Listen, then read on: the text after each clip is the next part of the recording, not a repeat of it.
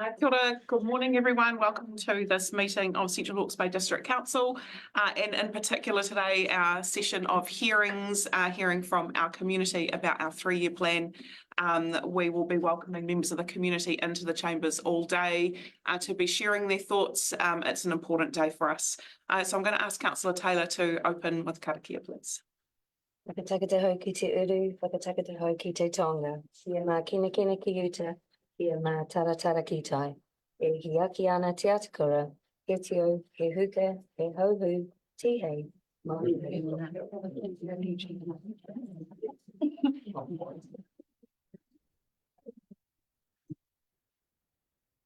Okay, so welcome everybody. Welcome to those that already have joined us, our first submitters. Hopefully we can hit thing on time. And the very first thing is we've got all in attendance and no apologies. Any conflicts of interest that people need to table? No, then can I have a mover and a seconder for standing orders, please? Councillor Taylor and Councillor Witchman. And those in favour, please say aye. Aye. Yes, carried. Now we are going to go straight into our hearings this morning, and our first submitter up is former Deputy Mayor Ian Sharp, who's going to be first. We have 5 minutes, and then we've got a couple of minutes we can chat and ask questions. So please join us, Ian. Welcome back. Thank you. Something like that. With some trepidation, I assure you. But I can assure you also, whoever did the program got off to a very gentle start. Oh, good. Well, thank you for your submission and thank you for joining us. And we have read your submission, so looking forward to anything that you want to add. Well, thank you. I do ask leave to be able to read some stuff because of my nervous disposition. I want to make sure that I stay on track, which I know. So anyway, first off, thank you very much for the opportunity to share my thoughts with you. Look, I really appreciate the combination of historical decisions, climate events, fiscal policy and the cost of living crisis have led to this table having to make some very tough choices. But I believe tough choices should also lead to very good decisions. On a positive note, this should have led you to do a thorough review of Council's expenditure to help you decide where savings may be made. But again, with all due respect, I do hope you make those decisions with a forward and big picture focus. Personally, I'd be saddened to see the maintenance of our roadside burns and public spaces lessened, as this would lead to the district looking scruffy and unloved. And just a quick reference, probably the corner of Mount Herbert Street and River Terrace may be an example of how easily that can happen. And again, just to remind you that once you reduce the level of service, it is often very difficult to restore that and reinstate it to its former glory. And I think in my written submission, I mentioned the libraries. So please just be very aware if you reduce the hours, that may be a very sensible cost saving. But if you remove the service, I would think it'd be very difficult to reinstate. So I'd just ask you to bear that in mind, please. And I suppose look good, feel good, I believe is a truism, and that's very important for our community and for how we regard ourselves. We often hear of unforeseen consequences. My opinion is there should be no such thing if the correct decisions are made. You're in a very privileged position actually to gather all and consider all the relevant information and to make the best decisions for our district. Picking low-hanging fruit does not always provide the best result. Always ask yourselves, is this our core business? And I wish you good luck in your decision making. But the major issue I have with our 3-year plan is the delaying of replacing Tarawhiwa, the swing bridge across the Tukiwhi River, which completes the loop of the walking and cycling tracks. The monies from insurance, I think from memory, about $530,000 have been sitting with Hawke's Bay Regional Council for more than 2 years, as have the plans and contract to rebuild the bridge with this council. A number of meetings with a variety of staff with Central Bay Council have been held over this time in an attempt to accommodate the wastewater pipes to cross the river under the bridge. This has led to constant delays with progress and starting dates. This has been exceptionally frustrating for the Rotary River Pathways Trusts, of which I have to admit being a trustee. But we've been ready to proceed for more than 2 years, as have the community. And I think I'm quite sure, I'm Deputy Mayor will know what a techno whiz I am, but I'm quite sure you've been monitoring Facebook and other things to see the huge support in the community for the bridge. And the question I'm probably asked more than what are you doing these days is when are you going to rebuild and they do say our bridge. Tauriwa was built with universal local support and community funding, and its replacement cannot be delayed any longer. Putting the date at the end of year 3 is not an option, but being supportive of the bridge being replaced right now is an excellent one. I'm sure later submitters will give you statistics and overwhelming support for the bridge from within St Hawke's Bay and from without. I just urge you as a representative council to fully support the immediate replacement of Tauriwa Bridge and the many benefits that brings back to St Hawke's Bay tamatea, health and well-being, both physical and mental health, tourism and other commercial spin-offs, and most importantly, a sense of community and pride in St Hawke's Bay. So I urge you please support the immediate replacement of Tauriwa. Well, I could probably chat about my golf. I've got another 3 minutes. I've got a couple of important questions. Oh. The first one being, so part of where our council got involved was that if we could double bang for the buck, as in get the bridge built and get a way to get pipes across the river, then district council could legitimately be in the business of helping the funding to make the bridge happen. So one of the things is about timing, clearly, and we've clearly heard your submission about the timing. If we were to disconnect the projects and don't worry about the pipes, just focus on getting the bridge back, do you think the trust would then also come to council and ask for additional funding?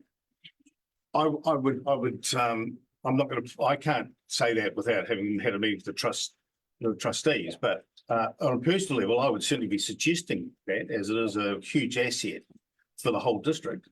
But I think the trust is also very aware of the position the council find themselves in at the moment. And as I said at the start, it's a combination. It's a perfect storm coming, and probably the major contributor has been previous council's decision. So yeah, but I hope that doesn't mean you're not going to go ahead with your wastewater plans. Oh no, we've got deliberations across all sorts of things, and I don't think we disagree that the strategy around what we need to do with wastewater is important. But I suppose there's always that question about actually how do you deal with them. Okay. Any other questions for Ian?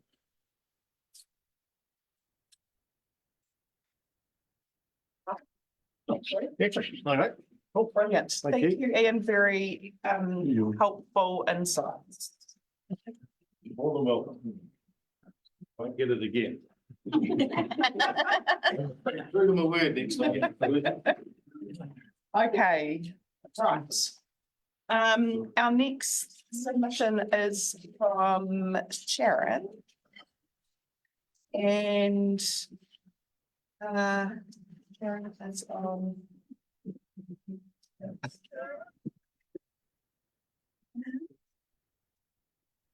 Hi Sharon, how are you?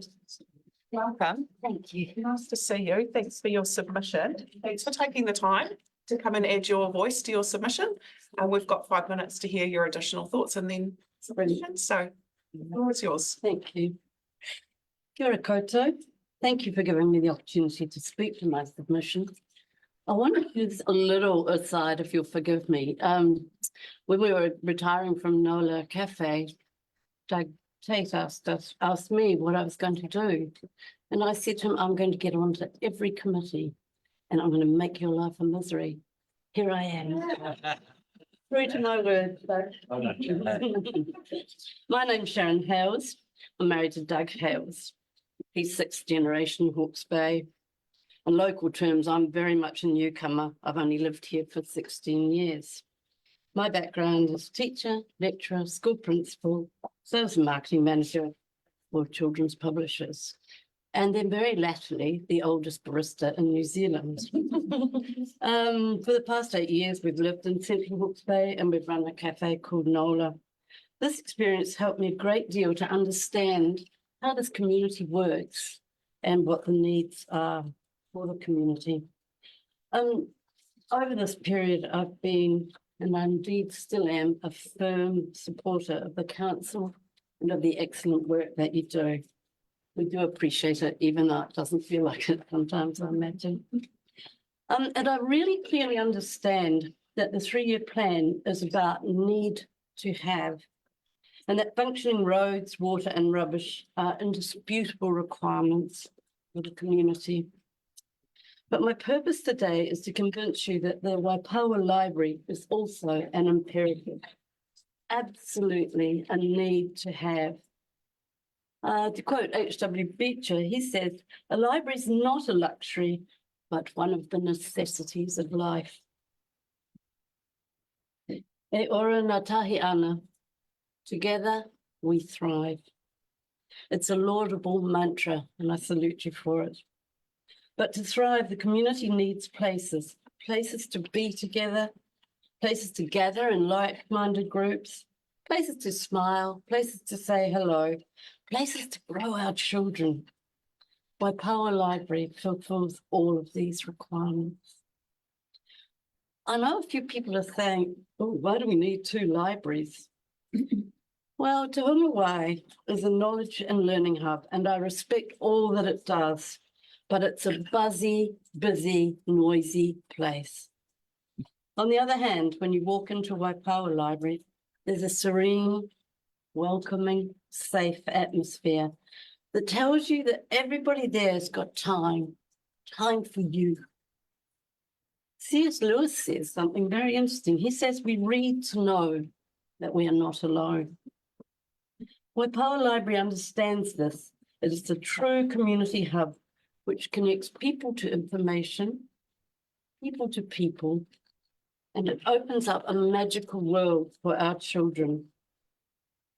I absolutely love my visits to the library, for all the wonderful books I borrow, but also for what I see at the library. A class of children quietly reading, completely engrossed and on task. Those of you who've taught will know that's very unusual. Children borrowing books and having fantastic quality conversations about their books with the librarians. A group of knitters working together, chatting quietly. 2 friends sitting, enjoying each other's company as they discuss what they are reading. Staff who are always friendly, helpful, giving everybody respect, and above all, taking time to advise and listen, and oftentimes share a joke. A senior sitting, the sun streaming through the window, enjoying the newspaper and enjoying the company around him. I honestly think that there is no other place in our community that is as democratic and indeed as non-judgmental as the Waipawa Library. So to conclude, I'd really like to plead passionately for no reduction to the opening hours at Waipawa Library. It's really and truly the heart and soul of our community, a place to read and to think, and browse and dream, and to be with others. The library and the staff, I believe, change lives for the better. They are important. Great libraries like Waipawa build communities, and together we thrive. So I think to finish, I'd like to misquote Pink Floyd. And I'm looking around thinking some of you will get it. Hey, council, please leave our library alone. Thank you. Thank you for sharing those thoughts, Sharon, and talking about the community at the library. And children, you'll be pleased to know in our submissions pack, we've got a large number of submissions from quite a number of our primary school students as well, and our college students too. So they're having their democratic voice too. So Pleased thank to you hear for that. sharing. Anyone got any questions for Sharon. Hi, Sharon. Being a retailer in Waipawa for many years, I'm just wondering whether you can tell us how the economy of, maybe Waipawa has benefited from having the library. Anything like that. Oh, 100%. Yeah, certainly I can only speak really, well, no, probably I can speak to some of the other retailers because one of the joys, and there were many non-joys of owning the cafe, was watching people come in from the library, big piles of books, and then they'd buy coffee and they'd sit down, often with their children, and then they'd read a little bit of story to the children. And so you knew they were having like an outing in Waipawa, really. Often then they could leave their books with us so they could go next door. And I think it gives people a reason to come into the library, to come into Waipawa, really. So for us, most definitely, we also ran a book club on a last Wednesday in the month. And that was sort of part of the cafe, but also very much brought people into the area. They would come early and go and do some other shopping and then come into book club. And really, so they're probably about 15 or 16, could have been to do with the wine and the food, but they did tend to talk very much of the books that they got from the library. And so, yeah, I do feel that the whole thing holds hands. It makes it a reason to come into town. Then once you're in town, you sort of go and do the other things with them.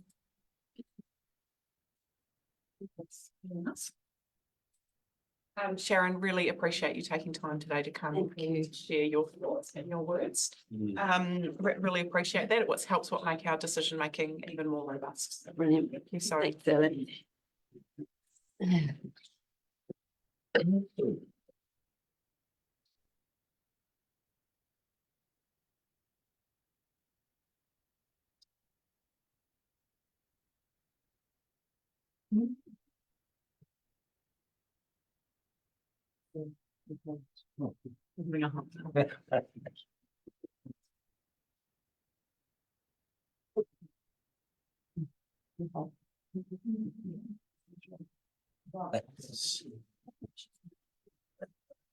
Our next submission is from Crystal. Is she coming online? Sorry. No, in person.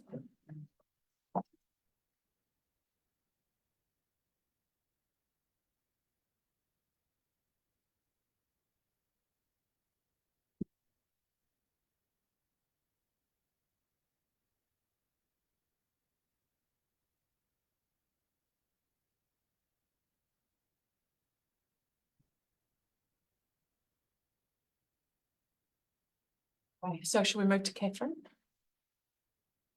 A bit sooner than you were anticipating. Good morning, welcome.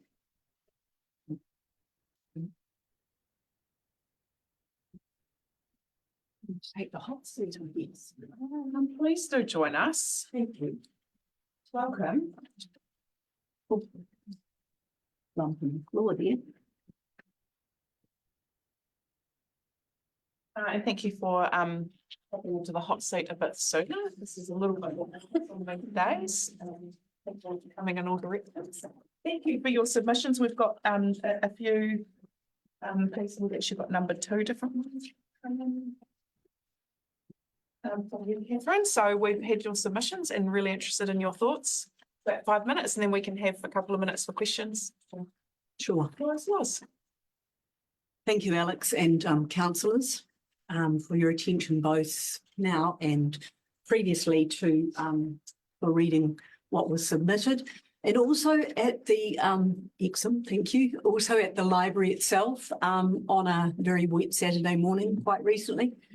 I appreciate you've got an incredibly hard job to do, and really I'm endorsing all that Sharon said, or at least what I imagine she said before I arrived and once I was here. So you're probably not getting sick of us saying leave our library alone, but that's what we're here for, to say leave our library alone, please.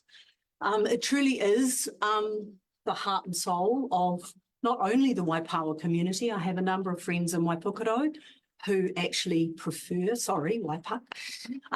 who prefer to come to the Waipawa Library for lots of reasons. And that's great for our Waipawa retailers.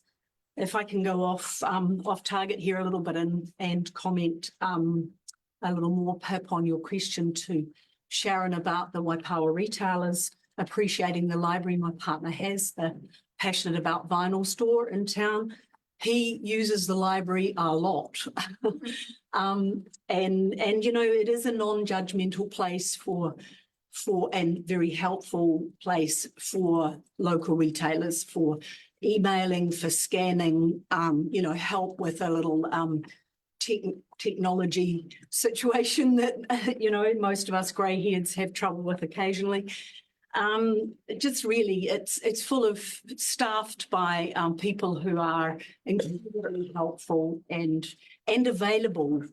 Available is the important part for this morning, as they're available to the community and in particular to our retailers for those little jobs. You know, we don't have printing and scanning facilities ourselves, and why do we need it? Because the library has it. You know, why would we? So my comments about the library are really obvious. I mean, I was born in Waipawa, and I've been a part of this library for over 50 years. So it's heart and soul to me. And the thought of it closing or even reducing its hours is just completely abhorrent. And I realise you've got books to balance and money to find, but this is just not the place to find it. Apart from all of the residents' use of the library, what about our view that we face the State Highway 2 travelling public with? If we've got such a main facility closed, what picture does that paint of our town? It's not one I would be proud to show. And having spent, as I said, more than 50 years being proud of Waipawa, I don't want to have something that I'm apologising for if we have such a community asset with its doors closed. So really, that's it in a nutshell, is just don't close our library. Thank you, Catherine. Don't close our library. And you raised some good issues in your written submission as well. Thank you. Questions for Catherine? So if we were to go with the central option, which obviously is reducing hours, so that would be between Waipukaro and Waipawa, and there's no discussion at this stage what those would be. But a Saturday morning possible closure. Absolutely not. What about those of us that work out of town during the week? And I only work out of town 2 days now during the week, but I've had discussions with other people who do more than that and who use Saturdays as their day to come to the library. And they're all ratepayers as well as library users. So definitely not. I did think about this. I allowed myself 5 minutes to think about the fact that you may have to reduce hours. And the only thing I can suggest is a later opening, and that may not suit. I don't know. Uses the library early in the morning. That may not suit some users. So that's really, if you must open perhaps 11 till 5 or 11 till 4, that's a maybe. But really, I'd be really against that. But without a huge income, I'm still saying I'll pay more rates. My preferred is that you keep the library open and go for the top option.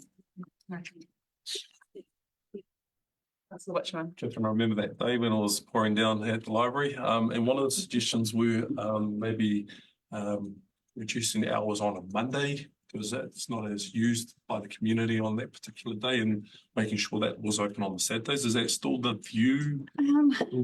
I've thought a little more about that, Exum. It's Waipawa's really closed on a Monday, and to add the library to the closed buildings, you know, we're a bit of a ghost town on a Monday.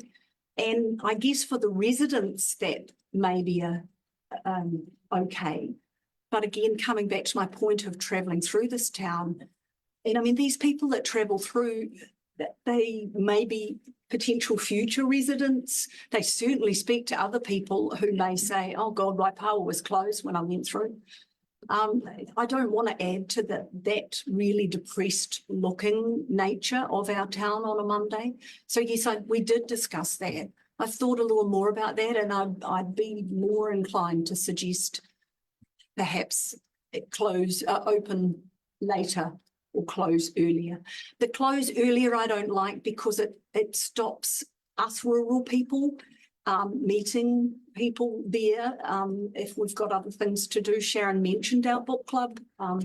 We actually use the libraries, the Waipawa Library's back room space now that Nola's is not the cafe in the main street. And I know of more than one person who goes to the library before that meeting in town. So therefore, if it was closed earlier than 5, that just wouldn't work. So, and I know there are parents, rural parents, whose children meet them there if they've got other activities. I mean, it's a very safe place for our whole community, but particularly rural parents who've got people, you know, children that are doing other things that they might have a mismatch of times or, so it's a hard choice.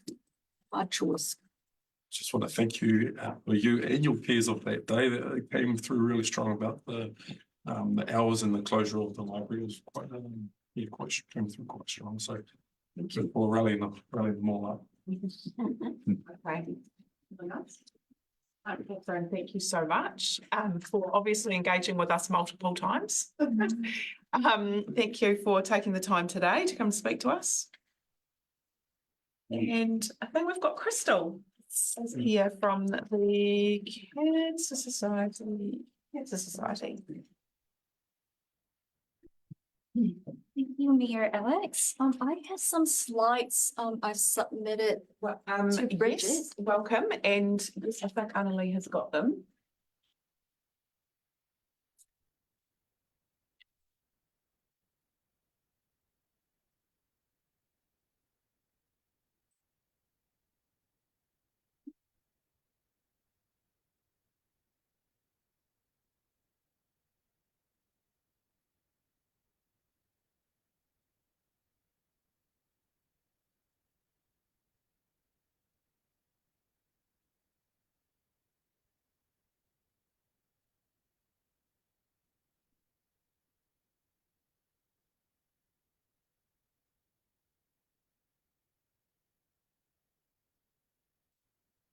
Go.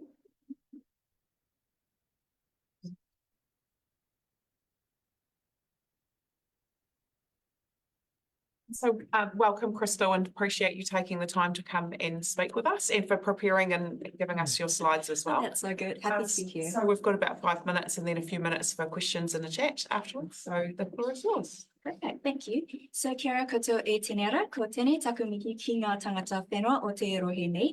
No Malaysia o ki te puna, e noho o ki ana o ki Hiritonga, e mahi ana o ki te kahui ma te pukupuku o te matou au Maui, ko Toitu te whenua, health promoter tō mahi, ko Crystal toku ingoa no reira tēnā koutou katoa.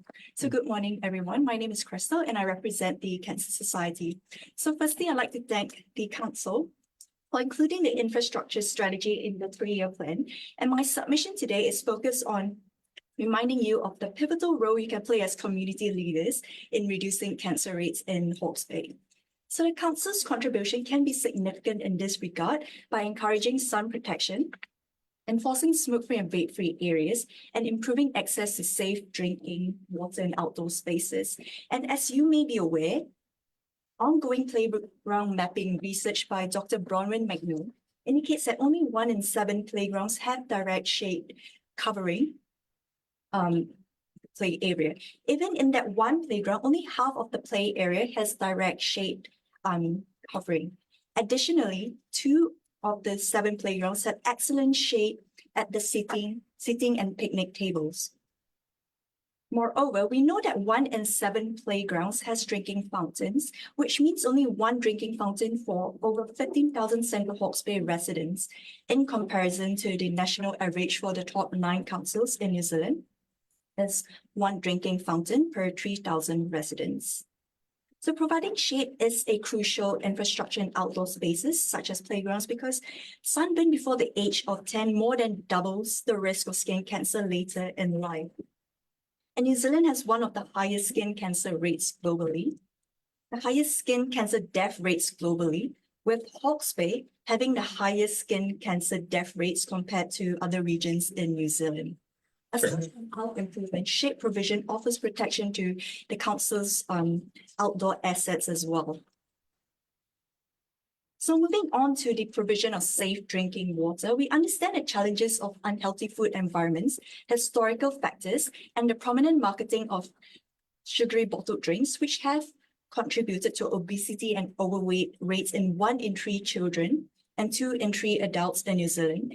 And carrying more weight than recommended increases cancer risk, including bowel cancer, which is one of the most common types of cancer in Hawke's Bay.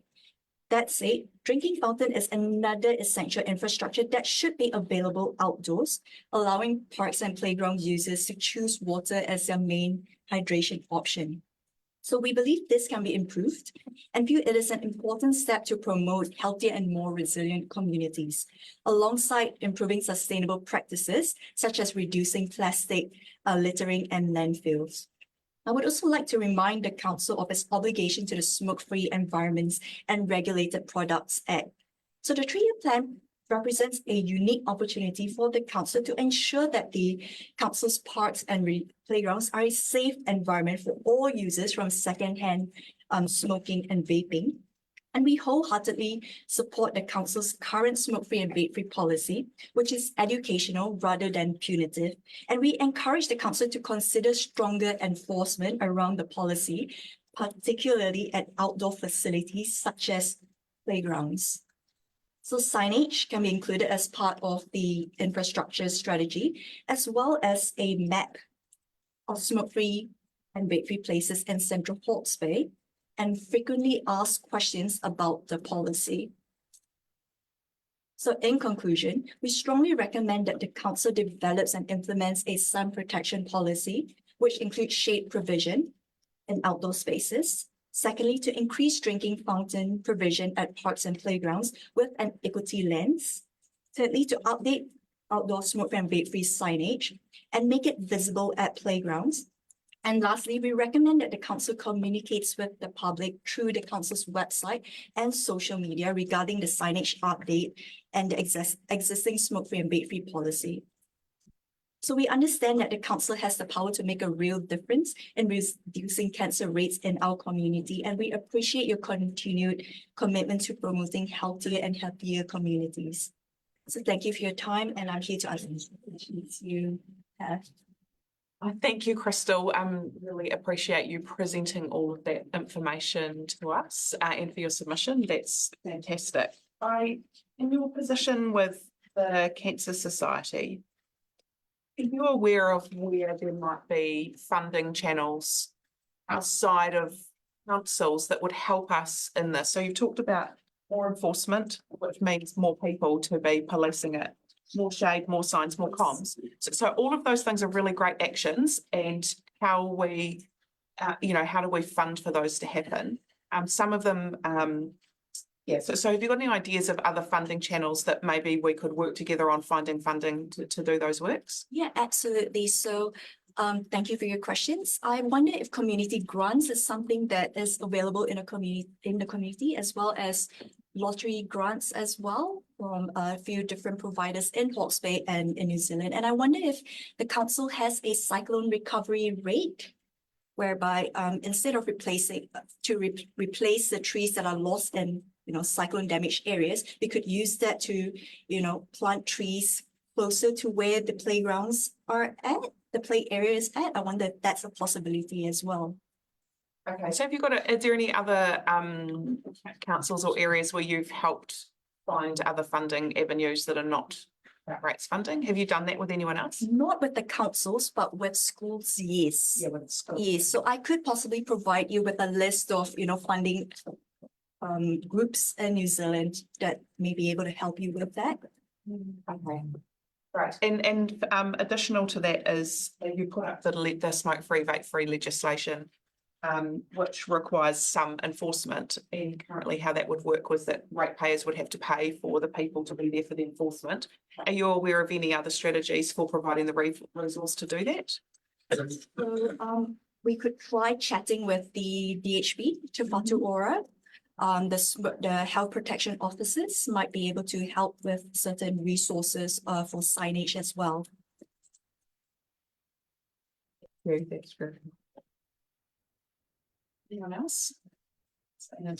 Yeah, I mean, I appreciate the Cancer Society coming and presenting to us every 3 years at this summit, and I guess where I would love to see you guys get to is actually potentially coming with a smorgasbord of tools to be able to help councils like us, because we have every desire under the sun to be able to have, everything shaded and water fountains everywhere. That's just the biggest struggle for smaller councils, is the fact that we just don't have the funding to be able to support them, and then also to implement a punitive sort of a policy. So yeah, if even as your feedback to your group, that if there was access to funding on our community's behalf that you could get that we couldn't get, and also that partnership sort of a space where you could come in and just really advise us as to what those sorts of things, because we're very aware of it. I mean, none of us want those skin cancer statistics at all. We would need help from you guys to be able to really put some of those things into place. So it would be awesome if they could sort of start to take that kind of things. Sure. Thank you for your it's such important stuff, and it's stuff that we just don't think about. We zero in on the pipes and infrastructure and stuff, but a wider strategy stuff around health promotion is so important. So thank you for keeping me here and coming and reminding us. Yeah. Thank you. Any other questions for Crystal? Really appreciate your submission, Crystal. Thank you for coming. Thank you for sharing your knowledge.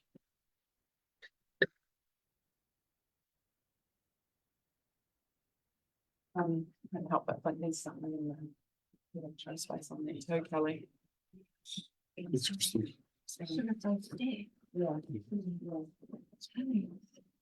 Yeah. Yeah.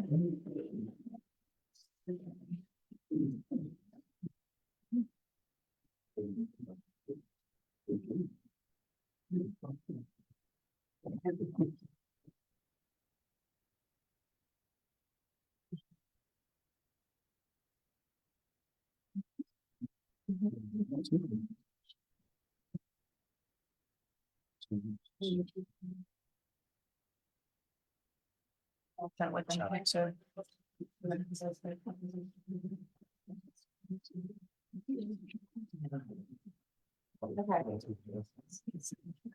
Right, we've got a little gap, so we're just going to suspend proceedings for a short period of time until our next submitter is available. So thank you. Sorry. Yeah.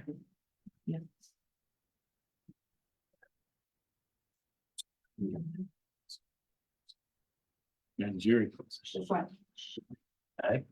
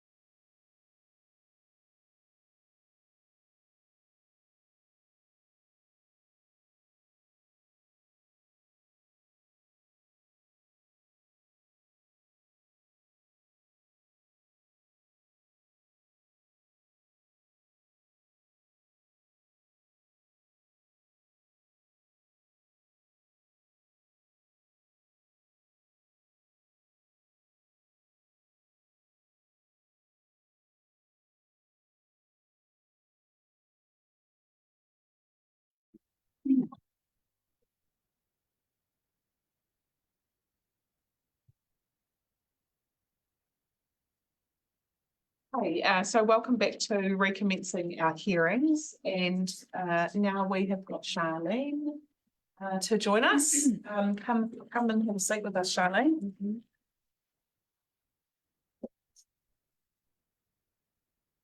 In the hot seat. Yeah, the hot seat. Well, it's actually cold. It's been empty for half an hour. But thank you for coming in, and thank you for your submission. And we're really looking forward to hearing from you. We've got about 5 minutes, and then we'll have a few minutes for questions and chat. So thank you. Right. Ngā mihi nui, kia koutou, i te wānei.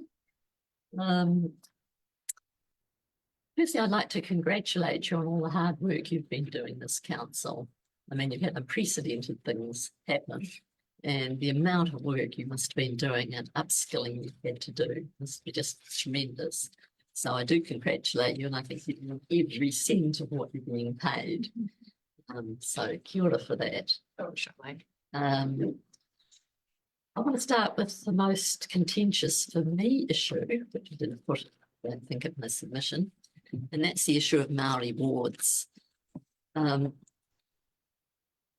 I think that what this council should do, I don't want to criticise, I just want to strenuously encourage. So what I would strenuously encourage this council to do is to perhaps drag the chain on the government's edict that be put out to a referendum as long as you can. Because I see that if you put a referendum out to a community where the minority could easily be outvoted by the majority, who are used to the status quo, might feel easily threatened by any change to that, even if it's just one extra voice at a council table. It's very easy for them to vote for what they already know rather than something new and different. And I know that other councils are actually doing that. They've actually said they're doing that. So go as slow as you can is what I'd ask. We've had a few other issues. As a friend of the library, I'd better say, because the others in the group will think, why didn't she? That I tautoko everything that Catherine and Sharon said this morning. And there'll be other people speaking to that later in the day, I see on the sheet there. So just take it as a given. The other issues that I had was tourism. Again, I don't know that I put that in, but having worked in tourism, I see absolutely no need to give any money to Hawke's Bay tourism.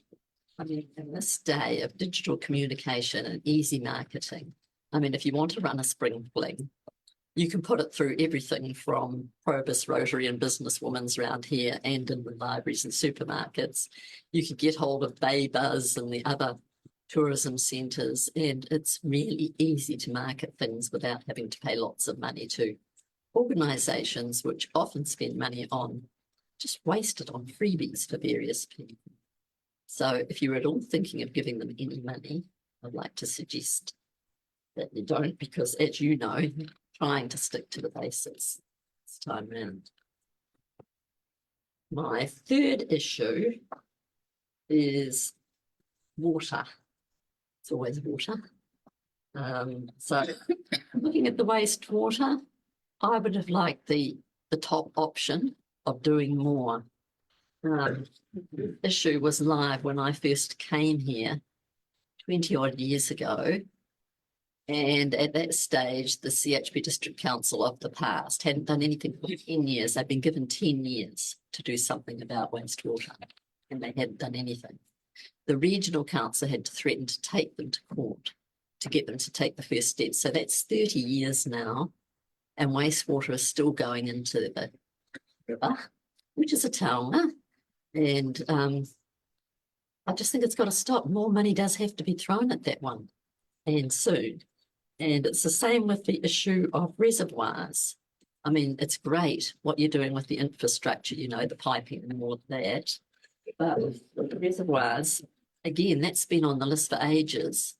And I just think we need more reservoirs. We need reservoirs upgraded so that we do have more water when we need it.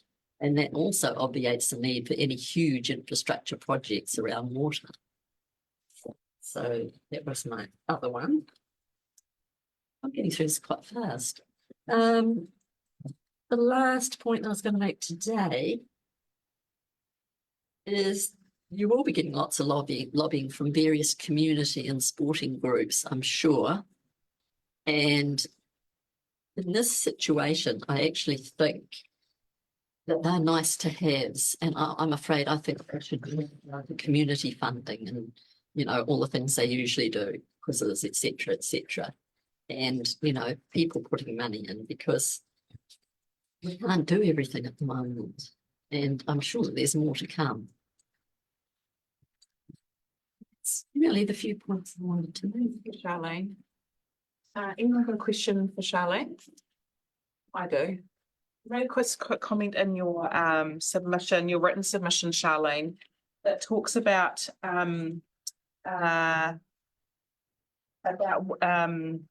water consents being attached to properties that are unsold.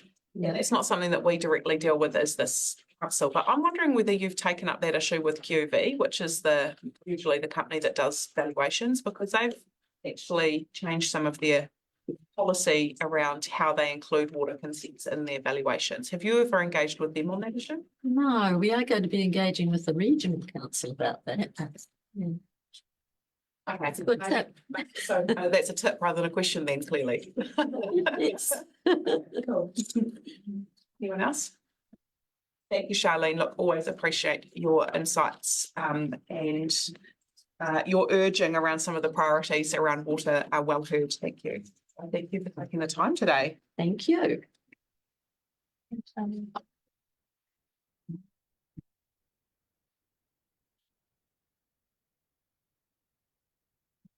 Right. Will's here. Hold on quickly. Well, we'll pull your submission forward. Come and join us. I think we're on page 108 of the agenda. I'm confused. 116.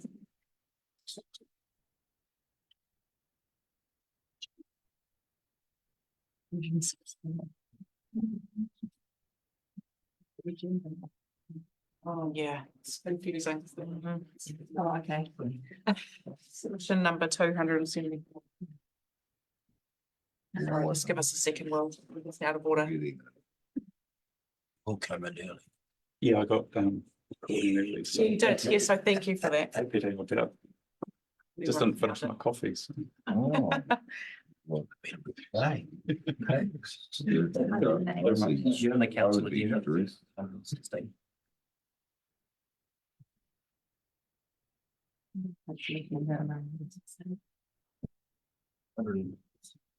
116 in the council agenda. Well, let's take it. So first of all, thank you, Will, for your submission. But also thank you for the hard work you're doing as our regional councillor at the moment. And having seen you out there fighting some of the good fight alone on behalf of our community in that space. Thank you for that. And the way that you've worked with us in the last 15 months in particular in the recovery from the cyclone. So I appreciate the relationship we have with you as a regional councillor, but I know that's not necessarily what you are submitting on today, but I needed to say that before you started. So I'm happy to take a few minutes for you to share your thoughts and then we can have a chat. Thank you, Mayor, and kia ora, everyone. Look, I'll try not to let things to regional council, but quite hard with how much my headspace it takes up at the moment. But definitely here as a CHB ratepayer. And just wanted to echo Charlene's thoughts on, you know, how hard all you guys work. And I was in a media interview yesterday and got asked a question about disgruntled ratepayers and a clean out at next elections. And my first thought is, well, who's going to be willing to stand? Because this gets harder, right? Nothing's getting easier. So well done on that. Look, I'll take my submission as read and just quickly cover off probably 3 points. One was around the actual question and the consultation around which option, and I didn't see a lot of difference between the three. Probably if I like anything around work would be around the stormwater issue, and that's just simply spending time with the Lower Waipawa people and kind of learning a bit of the historical things there, which is there hasn't really been stormwater rate and budget for that. So, but those guys, definitely need some work done there. One thing, and I will relate this to regional council, but same with you guys around how the central government said, gave us permission around doing just a 3-year plan versus a normal 10-year plan. And I didn't agree with that. And I understand the difficulties around 10-year plans at the moment in a post-cyclone world and so much uncertainty. But I just feel we're not being transparent enough with ratepayers around things coming up year 4 onwards, and just bringing it back to dealing with the here and now and lack of sort of a vision. What do we look like in 10 years' time? Where are we going to be? And if I look at your guys' plan in particular, some significant rate increases there, and I understand the realities you guys are facing. But, and this is not a criticism, but it's simply a lot of money to kind of just stand still at the moment, right? That's what it feels and looks like. And so I guess my fear is just in 3 years' time, we're paying a lot more rates. But is our community coping with that? Are they earning more? And when you look at what's happening out there around inflation, mortgage rates, insurance and everything, it is just getting really tough for everyone. And so I'm sure you guys are mindful of all of that and doing everything that you guys can to kind of address how do we address that, because it just doesn't feel like we're on a sustainable path, right? And just lastly, bring it back to obviously more personal level, but just with the significant rates increases, and everyone understands why they're proposed and the budget's like it is. But when it comes to your district plan, I guess I just take issue with where policy and regulation restricts our ability as businesses and members of the community to earn from that business or land. So I just struggle with reconciling wanting more rates on one hand, but then restricting our ability to earn and increase in income to match that. And it's kind of like we can't have our cake and eat it too. So just really struggling with that, obviously on a personal level, but I'm sure there's other instances out there. And so I guess going forward, just be very aware of when you're setting regulation, how that impacts our communities, when at the same time you're asking for so much more and more rates. And I'll leave it there and take any questions. Thank you. On point for a lot of things, a lot of money to stand still. That's a really powerful point. My question would be, well, I like what you've said about how we're continuing to have the vision of what success looks like. Have you got any ideas about how we have that conversation and continue to do that while everything's so hard? Because there's an element of people who don't want to hear that, saying, you're out of touch with reality if you talk about the vision in the future and the positivity rather than the what's in front of us right now. Have you got any ideas about how we could approach that? No, I guess you're always going to get people that think differently, and so I totally get and they just can't see past tomorrow because and that's potentially just because of how tough everything is out there. I mean, I know as a farmer, if you're in a drought and you just can't see past the next day, there's nowhere to turn. I think to get past that, we need to you need to get whether it's just your council or go wider, but get people that do want to think that longer term and come up with some options or some ideas around that vision to give those people that can't see that far out, to give them hope. But I think because that's not portrayed in this plan, all people are seeing, and I'm getting the same with regional council, they just see their rates increase. And because they're so significant and going to impact their household budgets, they actually can't see past even what's in the plan. And they're just focused on that percentage increase and that dollar value of what it's going to hit them in the pocket. And so it's trying to get past that and say, well, look, this is what we look like. And so an example might be the lower Waipawa people, and yes, your rates are going to go up, but this is what our upgraded stormwater network is going to look like. You know, with regional council around here, particularly, ever since I started 4 years ago, rates have kept going up, but people aren't seeing things like gravel taking out the river right here and things like that, and so they don't see their levels of service going up.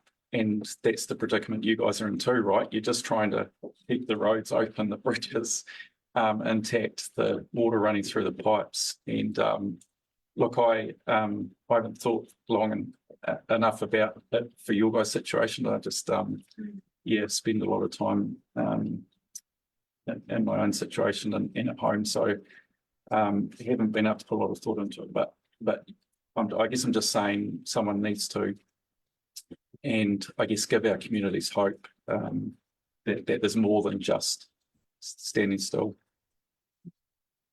You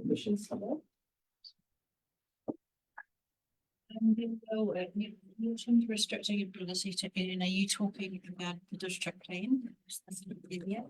Yeah. Could be any regulation, but that's obviously the most recent one.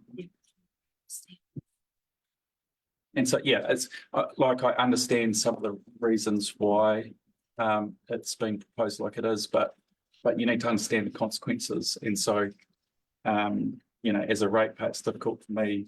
You want more rates, but then you're also saying you can't adapt if you need to.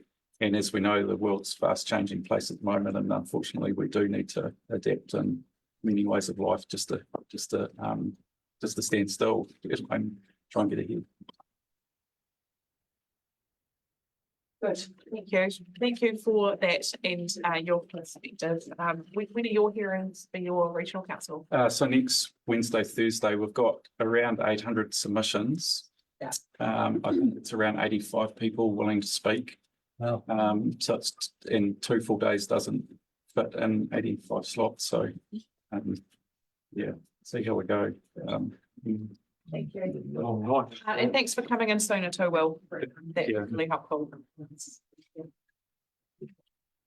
This more Appreciate it. as well. Right, so Ari's not coming in, but Roy.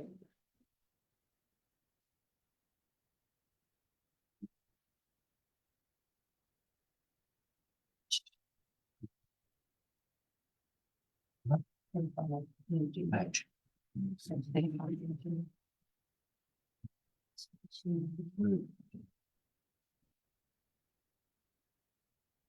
Hi, Roy. How are you? I'm fine. Thank you.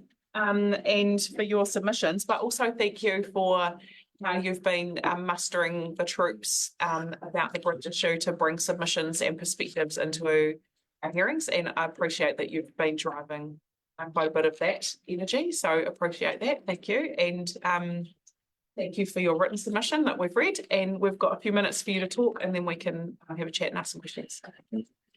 Thank you for the opportunity.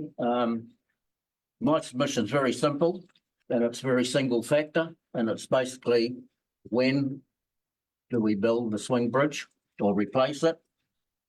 I assume you've read my submission, but more importantly, all the comments that we raised as a part of that process to show that we actually have got community support. I've got another list here now that's been updated, and there's probably 100 odd people have submitted onto our website. Plus, I believe there's been a number of other submissions as well supporting what we're saying here. To me, and for us as trustees of the Rachel River Pathways Trust, it's about the timing and the process of getting our swing bridge rebuilt. It's in the plan in year 3. For us, that's really not acceptable. And we're asking for it to be made really high priority. We believe this can's been kicked down the road for probably 3 years, and we're a bit suspicious that if it's in year 3, it's one big kick for another 3 years, and we really aren't that happy with that. There's a number of issues, and I appreciate the issue that, you know, we've got to pay for this thing, and there's many priorities. But the first thing is we've got to decide, is it a sewage bridge or is it a biking bridge? Either way, there's a different path to getting this bridge built, okay?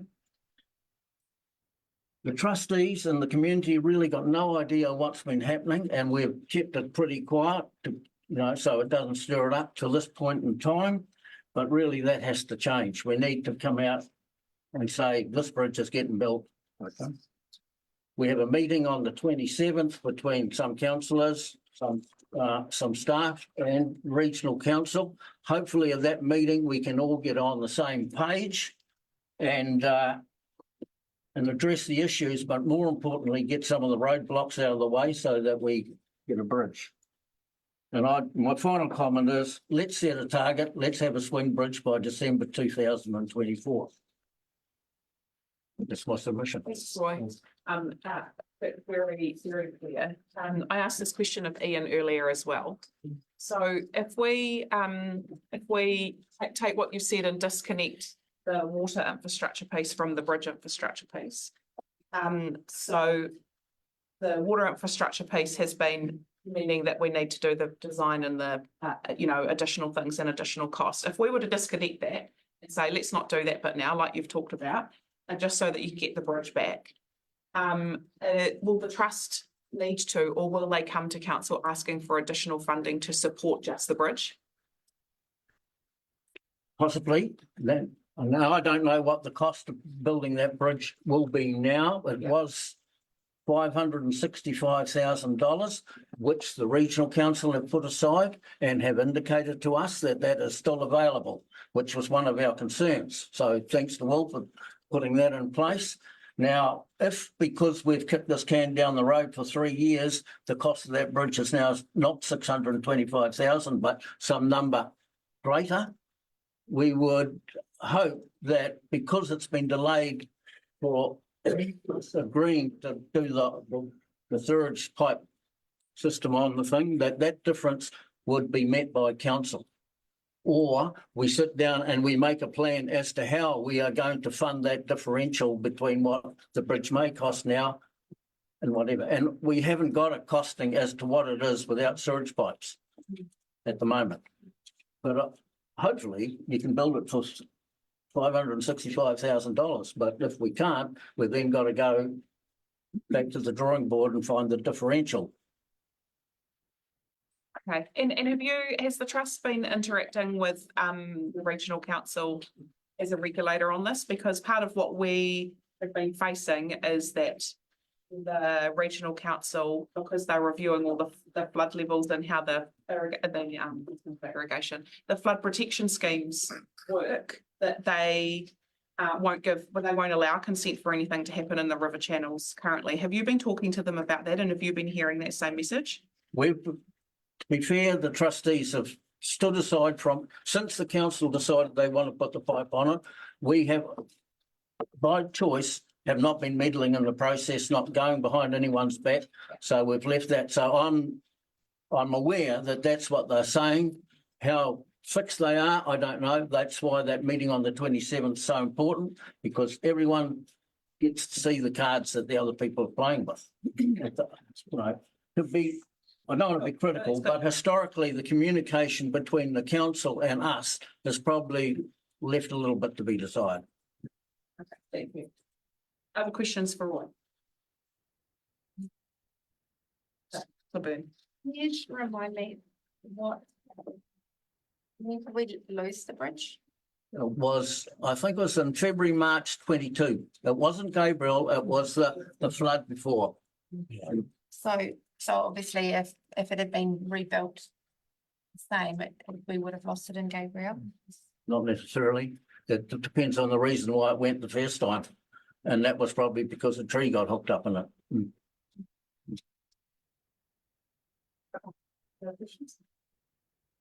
Thank you, Roy, and thank you for the extraordinary amount of energy that you put into the trails and looking after them and planning them and promoting them. I know you personally do a lot of that legwork, and so thank you. Yeah. Can I make one final comment then in response to that?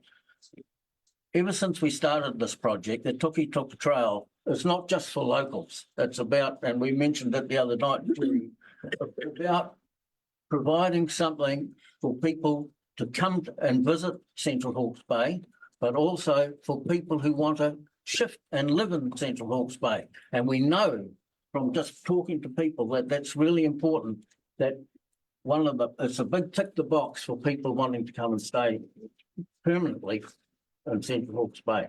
It's not just for bikers. Thank you. Thank you. Sorry. Appreciate that, and appreciate all the submissions that the trust has prompted to come to us on it. Thank you so much.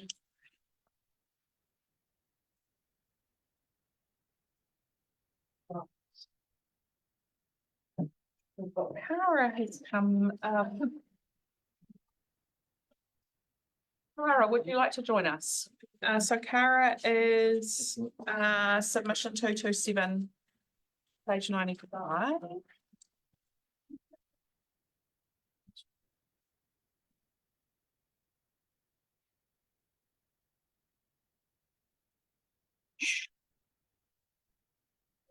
Thank you, Cara, for coming in sooner than we planned.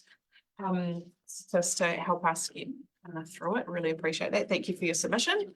And we've got 5 minutes, and then we've got a few minutes to have a chat and ask questions. Thank you. So I am here as the chairperson of the Central Hawke's Bay Older Persons Network. But I also come here with my budget advisor hat on as well, because I think that's really important as part of everything that's happening. So in my submission, we got key points from our network that are key services that work with our older community. So that includes Age Concerned Whatu Ora, the council, Pakiki, any organisation. So there were two key points in our submission. Our first one was the rates increase itself. So this is kind of where my budget advisor hat really kind of kicks into it. Obviously, we know that there is a cost of living crisis at the moment. Our head organisation, FinCap, has recently put out our Voices Report 2023, which collates information from all budget services around New Zealand. And within that, it keynotes in that were basically that the cost of living increases has cancelled out any increases in wages, superannuation benefits. It shows that over the last year, there has been 6% increase in the deficit that we're seeing in people's budgets that are coming in. So this particularly hits for superannuants because they are on a significantly fixed income with small increases every year. They, like most those on a benefit, they do get the winter energy payment, but this is only for a short period throughout the year and is supposed to help with those increases with power.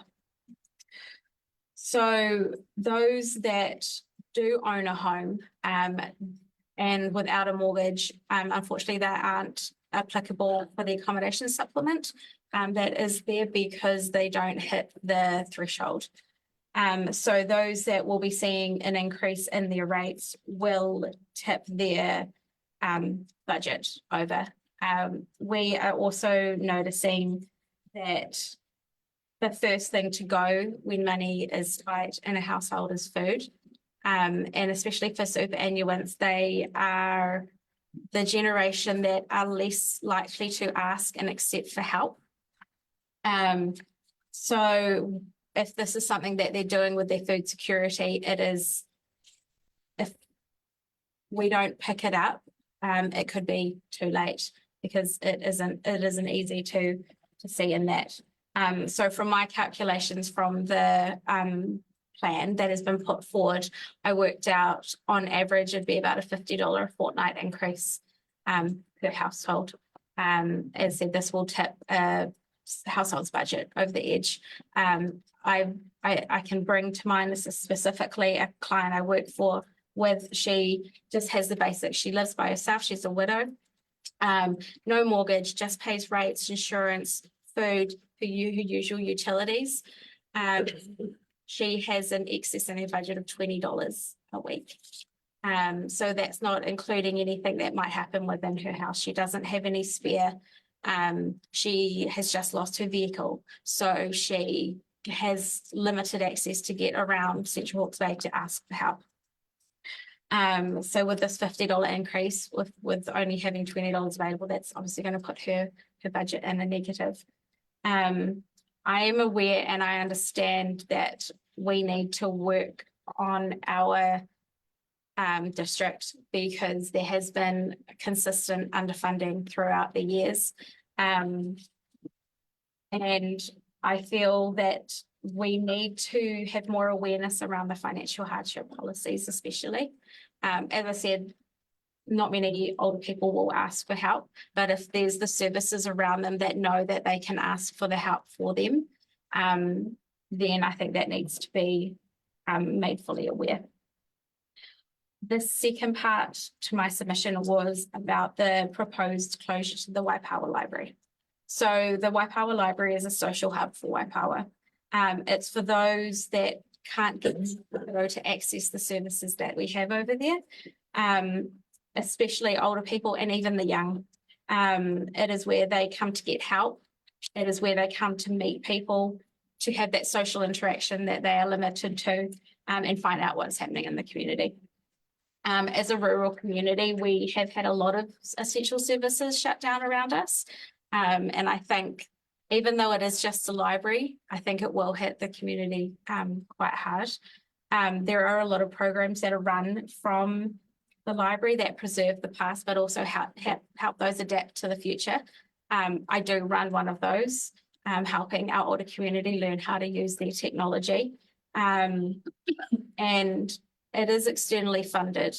However, I feel as an alternative, could there be like a koha ask for the programs that aren't externally funded, or a slight increase to the higher ed fees on books.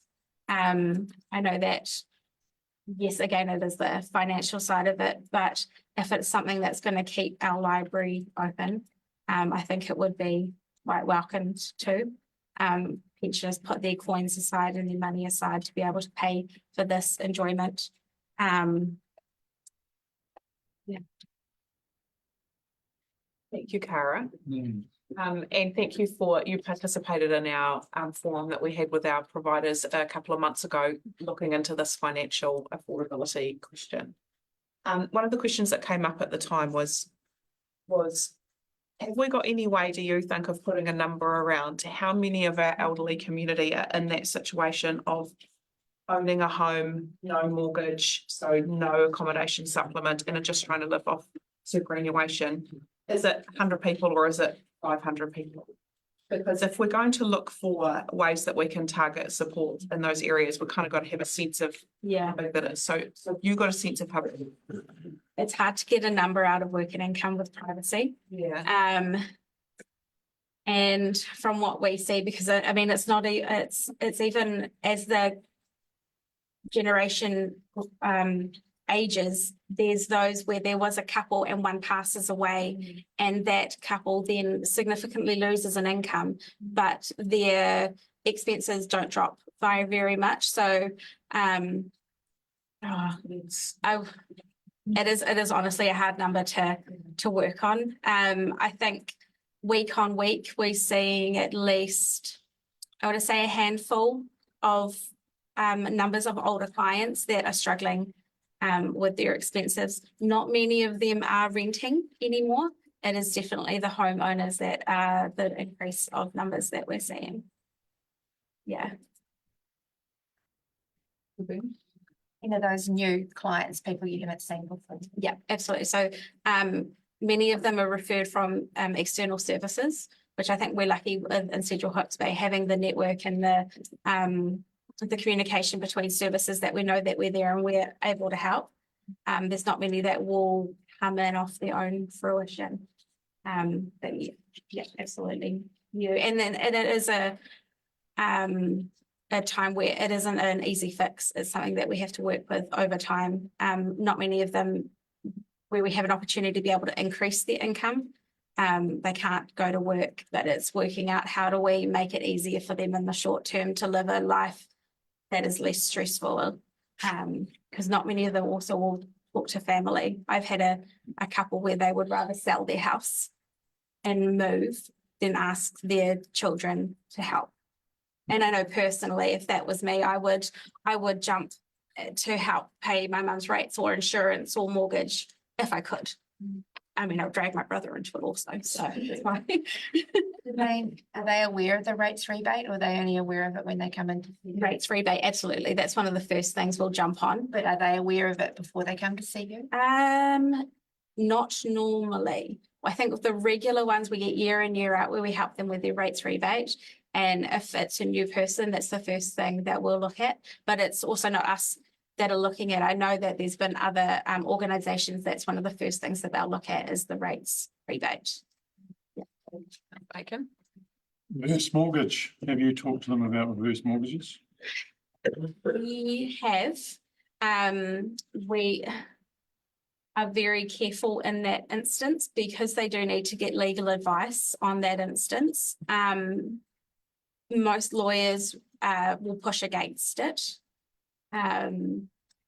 Recently, my colleague had tried to discuss that with a client. However, what the bank did was cut us out of the communication completely, which ended up in a legal bill of about $8,000 because they took our client off the mortgage and kept the son on it.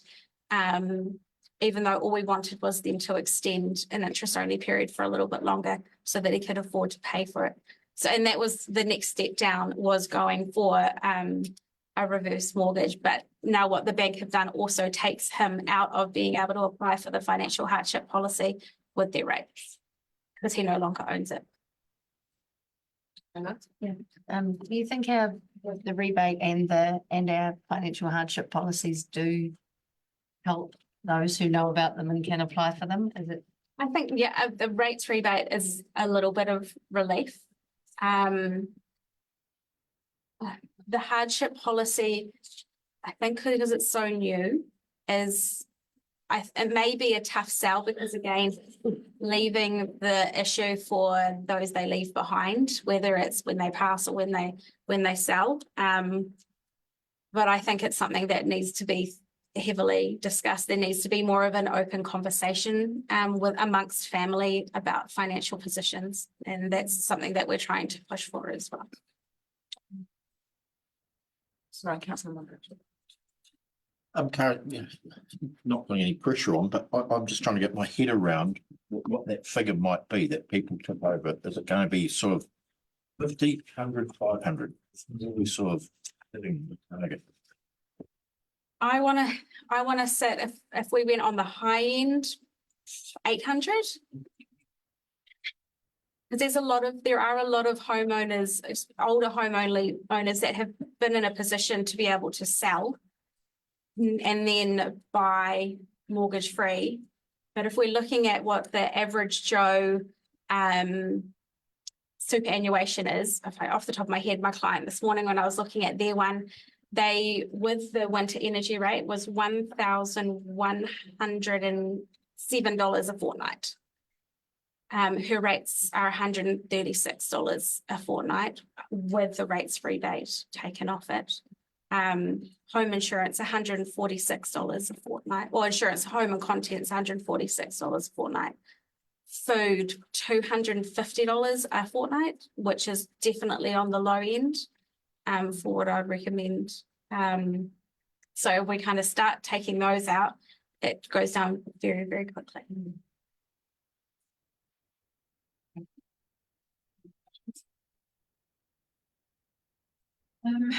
I just I'm big on the numbers as well, and we really need to start looking at how we can actually quantify the amount. Because you said there the MSD wouldn't give you the numbers. Kind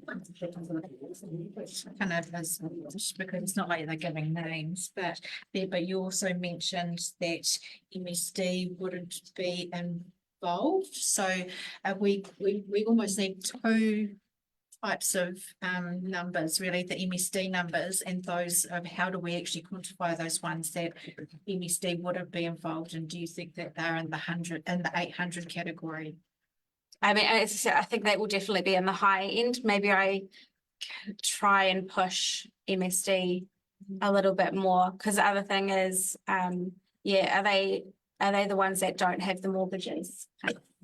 Because that's where it's really hitting. So we can get numbers around how many superannuitants we've got, but then it's finding the proportion that are in that area of own a home, no mortgage, and so hence are not getting into the support. Yeah.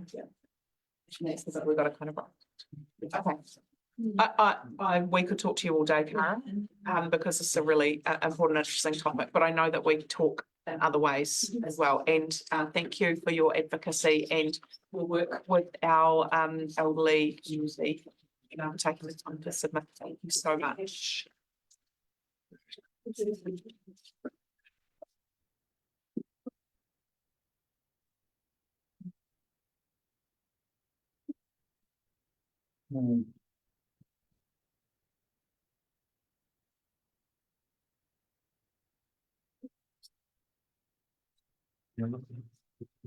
Oh, okay, right.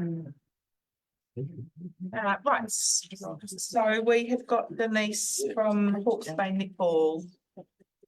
Hi, Denise. And that is page 118 or something.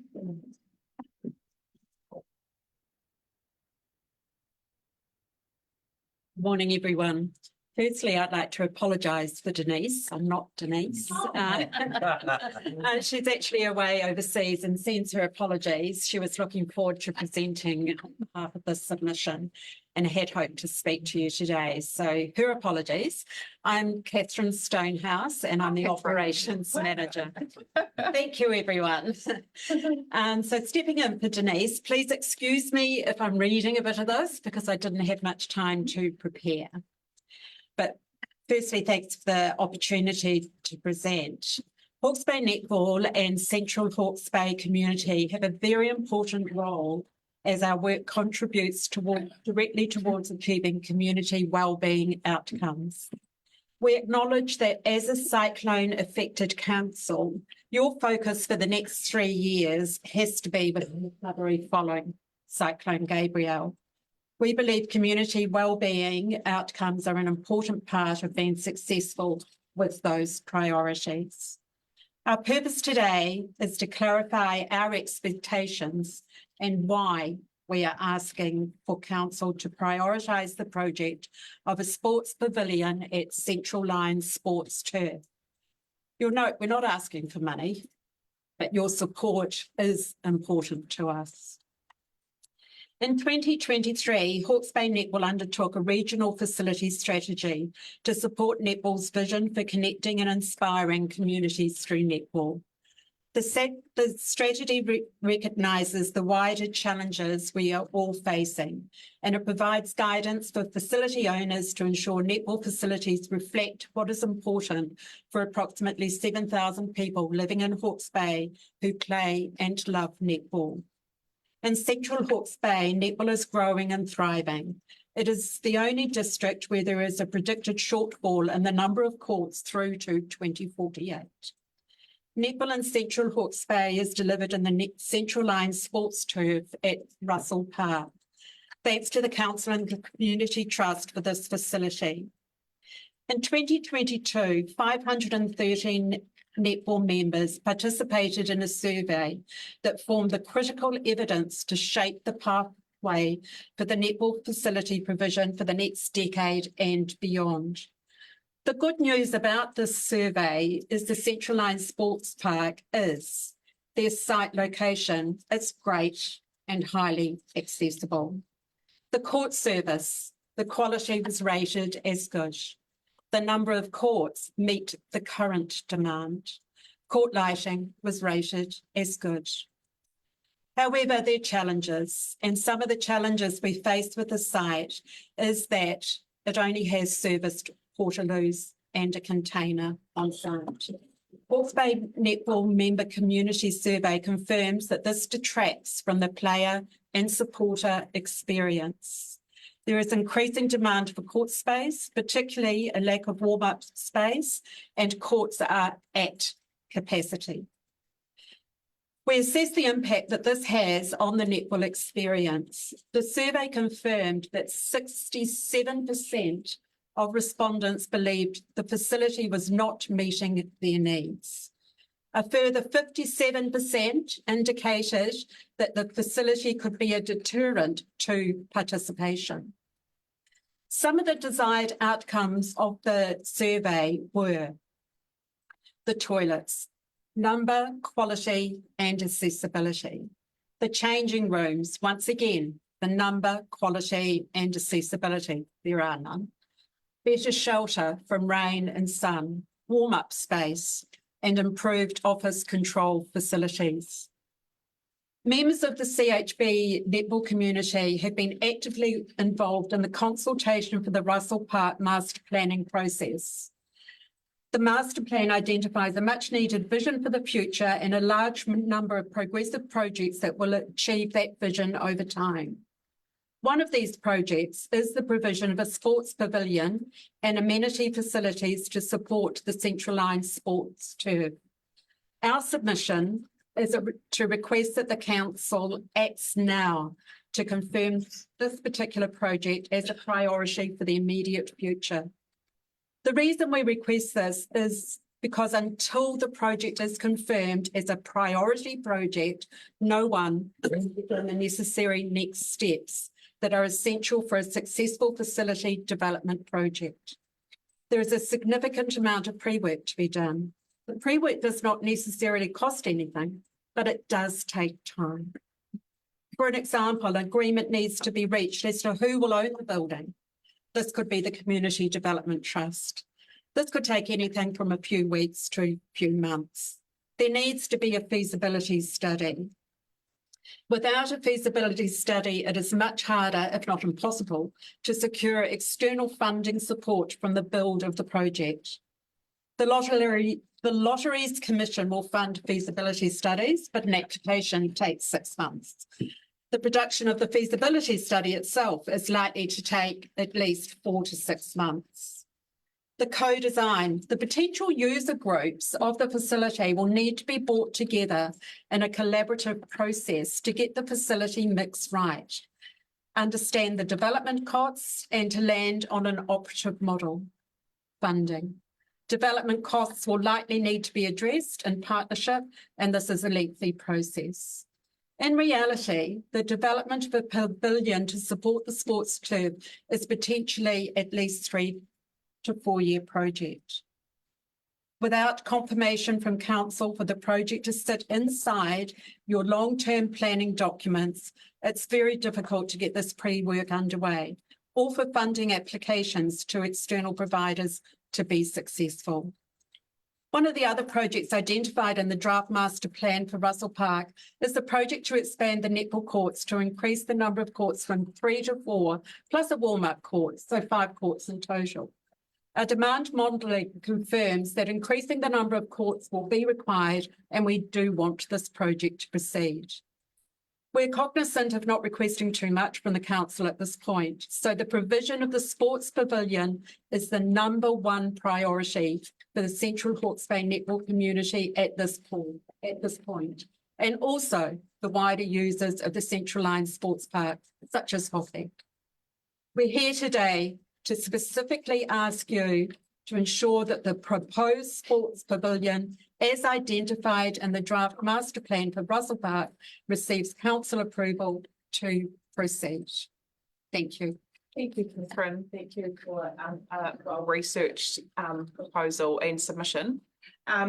Just first question from me, was Hawke's Bay Netball involved with the Community Trust when they first mooted and designed the facility to put the ports onto, when it was done, do you know?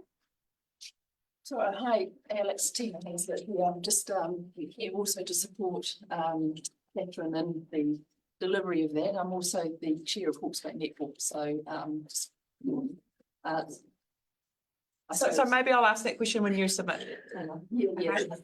Catherine, I'll get you to talk about that when you come up, Tina. Okay, fine, thank you. And one other question, have you had interaction with our staff around where the budgets do sit in the 3-year plan around the Russell Park Master Plan and the facilities? No. Sorry. That's good, thank you. That's all good. Any other questions? That's Taylor. Just one regarding, you said changing rooms, there are none. And this table approved as $20,000 or $25,000 for a container to be used as changing rooms. The container is there, but I don't believe it's been used as changing rooms. So it is a facility that is there, and we keep all the gear in, and people use it for sure. And there's a little space there where perhaps they could do change, but it's not full changing.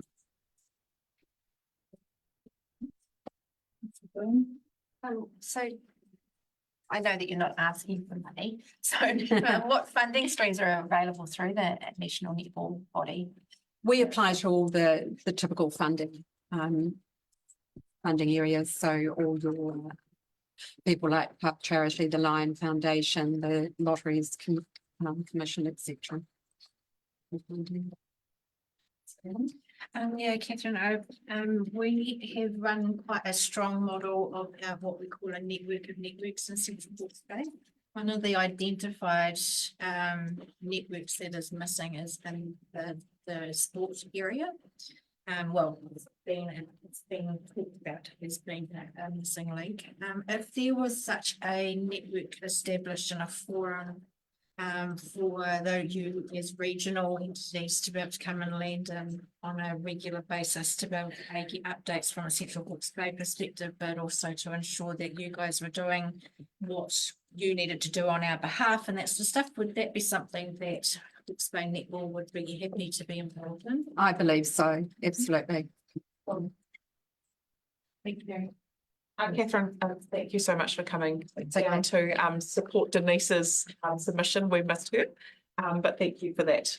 Okay, thanks very much, everyone. Thank you.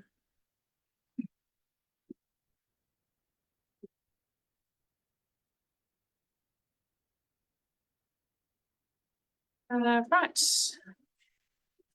Next, we have got Graham. Welcome back. Yeah, good to be back, Alex. Please come and join us. Yes, haven't been here for a while.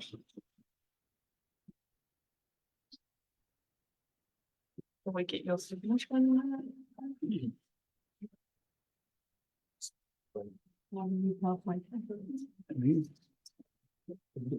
I've got your slides just coming.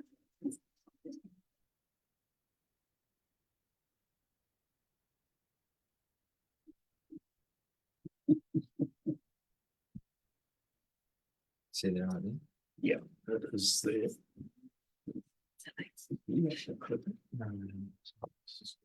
Very cool, thank you. While we're waiting, thank you very much for the opportunity to present. And if I can compliment council on an excellently crafted and presented annual plan. It's a very onerous document, isn't it?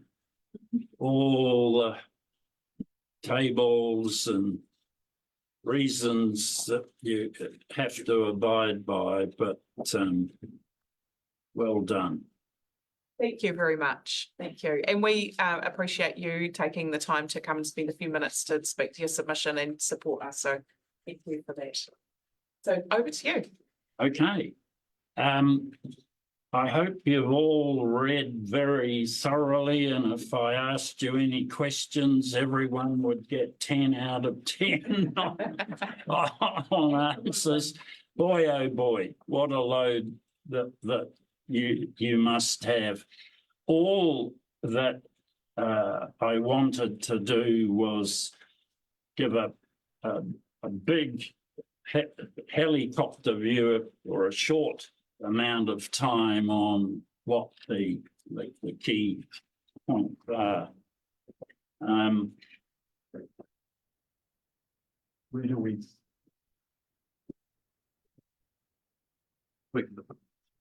Who's flicking the screen on?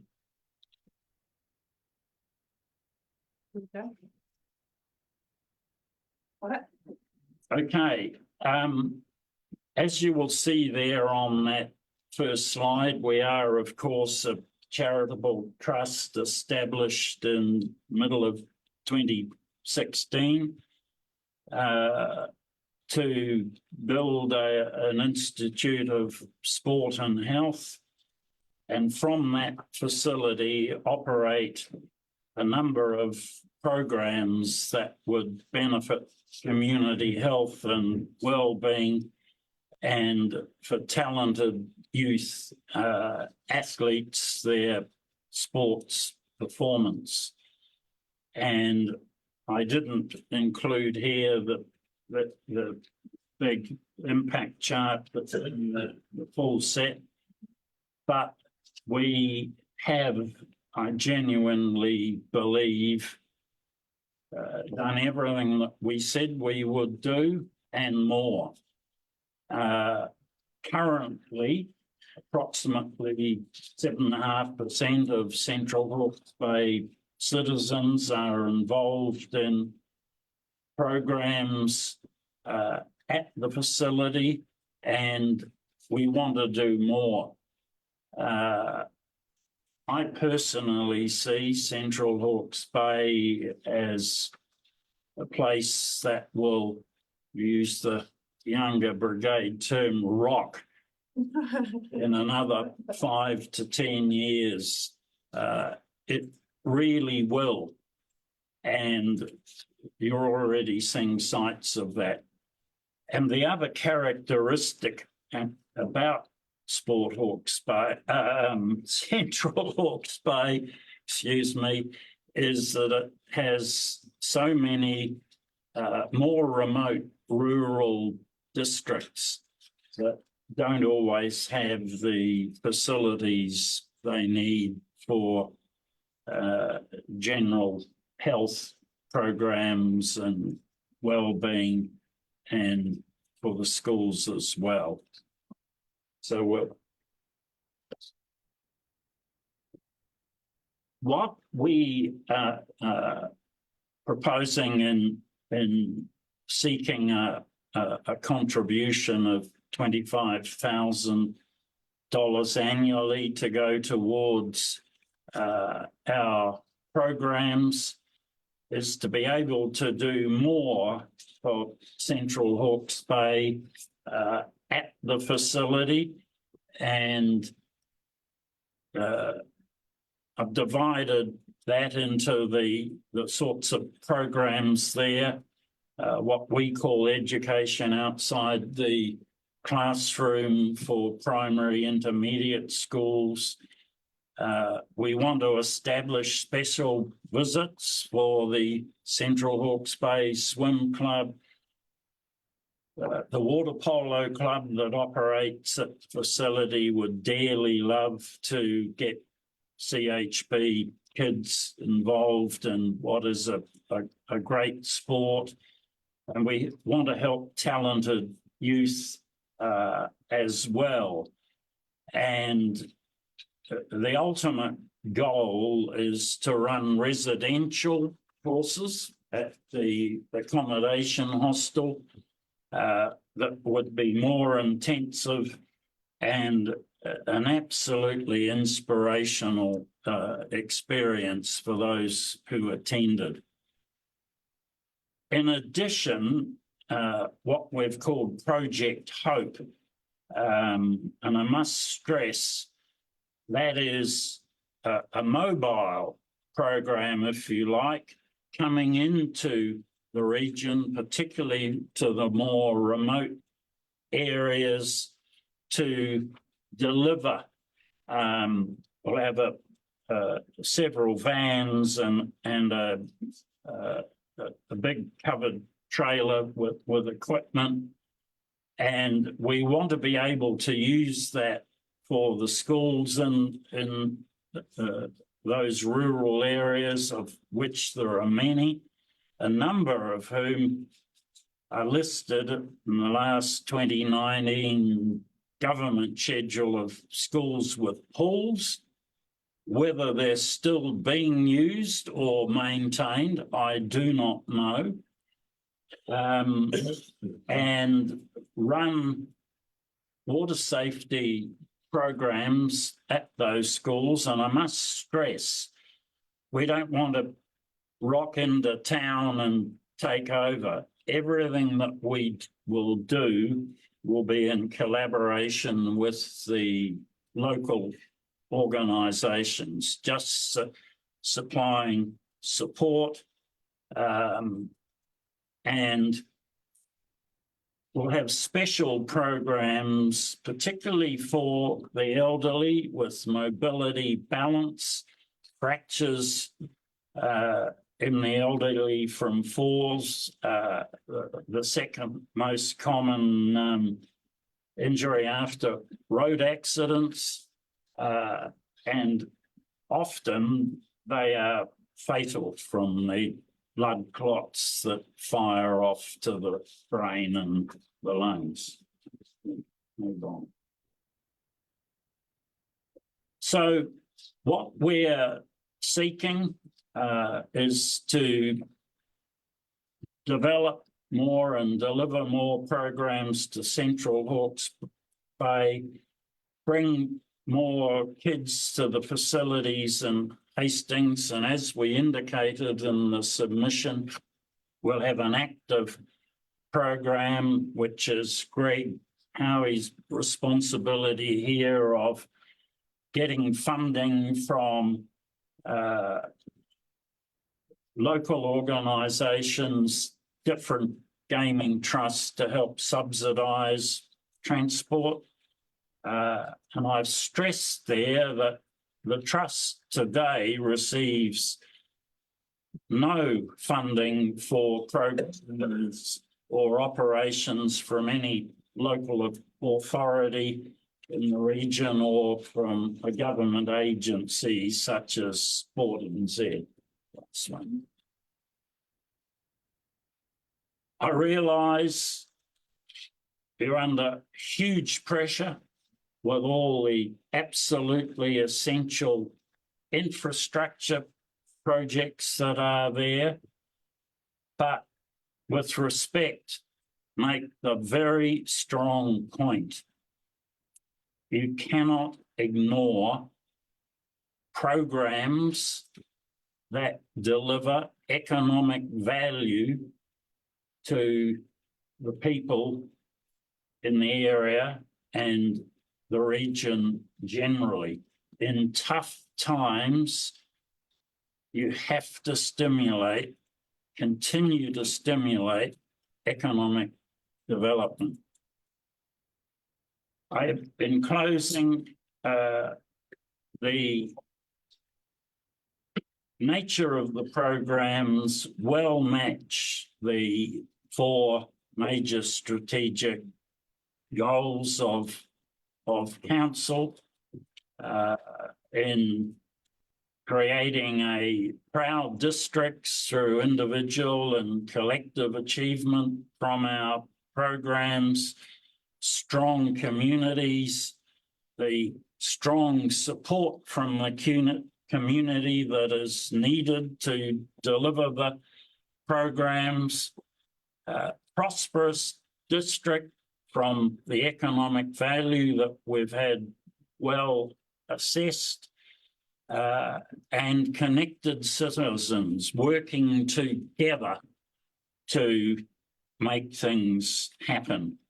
And the robotics outreach program that we propose well fits the key points in the excellent 2022 document on the future of swimming pools. Before I get the gong, we do not want to come here and take over, as it were. We have experience and skills, and we want to utilise that in collaboration with Michelle at the Aquatic Centre, the principals of all the schools. And I think, Kelly, certainly we would be very welcome to be part of what's happening in the sport space, and might even go as far as adding general health and well-being, where we want to give the parents of the kids an opportunity to work out with the mobile equipment while we're working with the kids in the hall or the fields. Thank you. Thank you, Graham. Your commitment to the trust and the facilities and the program and the region is exemplary. Thank you, and for continuing to challenge us all to think in that way and to look for support. We really value that, and thank you for that. Any questions for Brennan?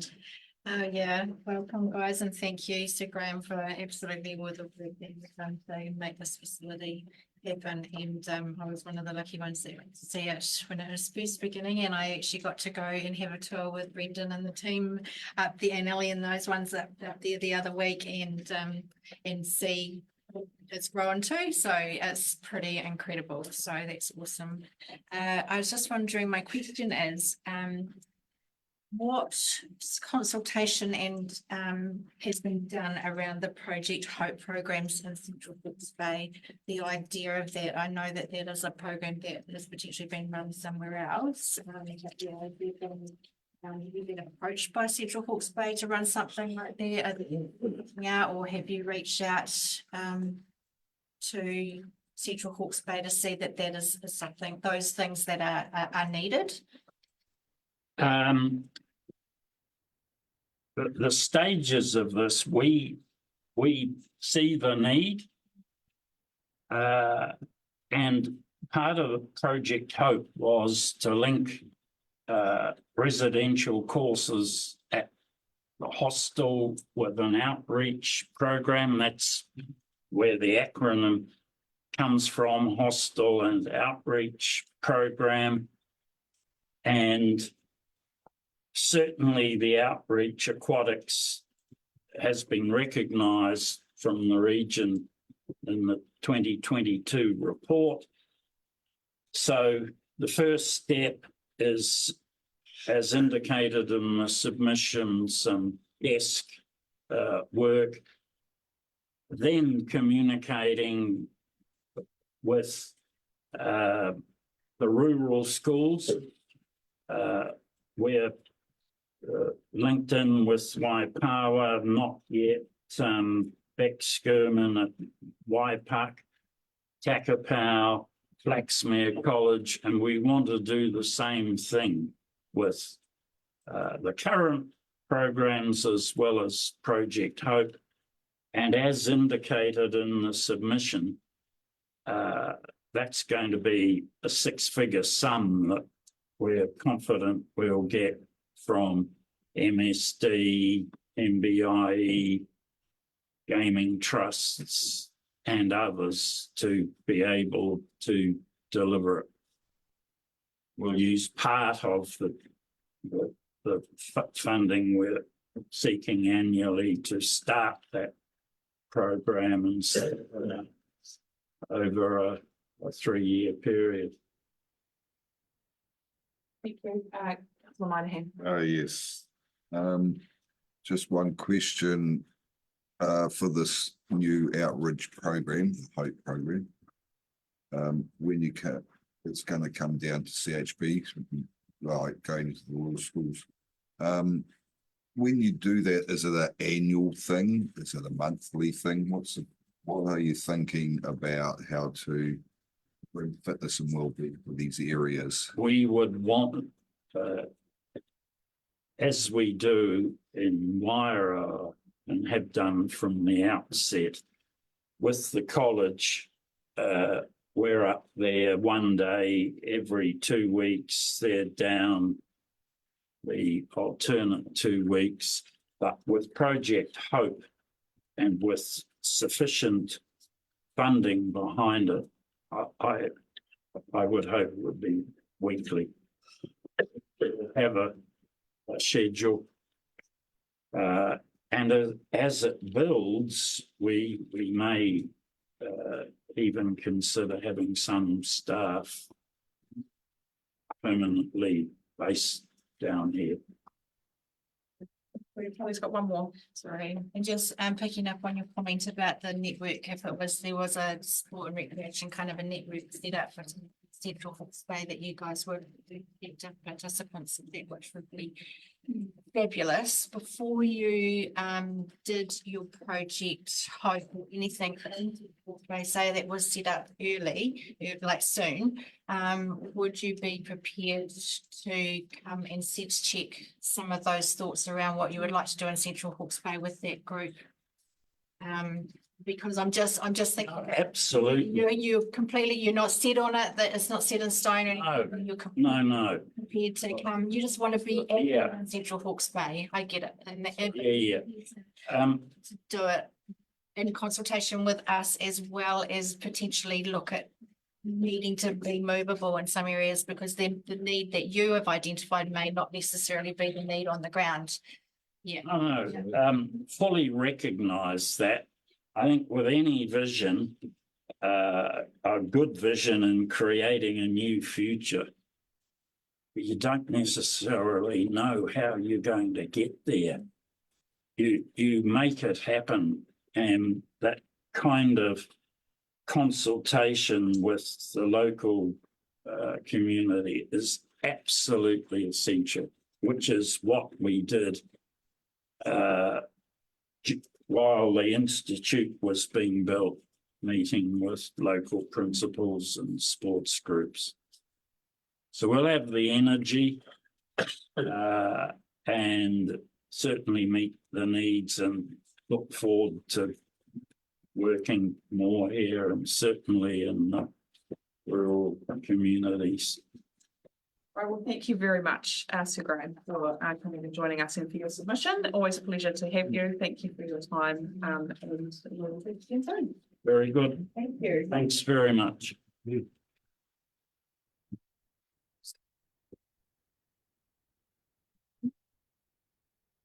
Ryan here. It's early.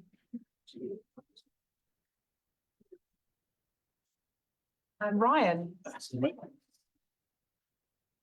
You're coming up. Yep, I'm sorry. I'm bored. Come on. Safety in numbers. Team. Come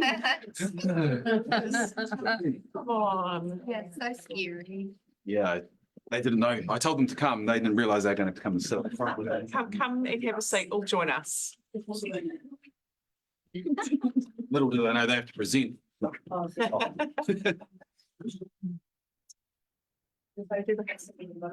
Yeah, Ray just saying. Sorry. Morena, everybody, and thank you for having us. I'll introduce myself. I'm Ryan Hamilton. I am the CEO of Sport Hawke's Bay. I've been with Sport Hawke's Bay for 9 years. The last 3 months, I've had the pleasure of being the CEO. Mark Aston. Thank you. I'm joined by Tina, who's our Spaces and Places lead. Rach, who I'm sure you all know, is our CHB Community Development Advisor.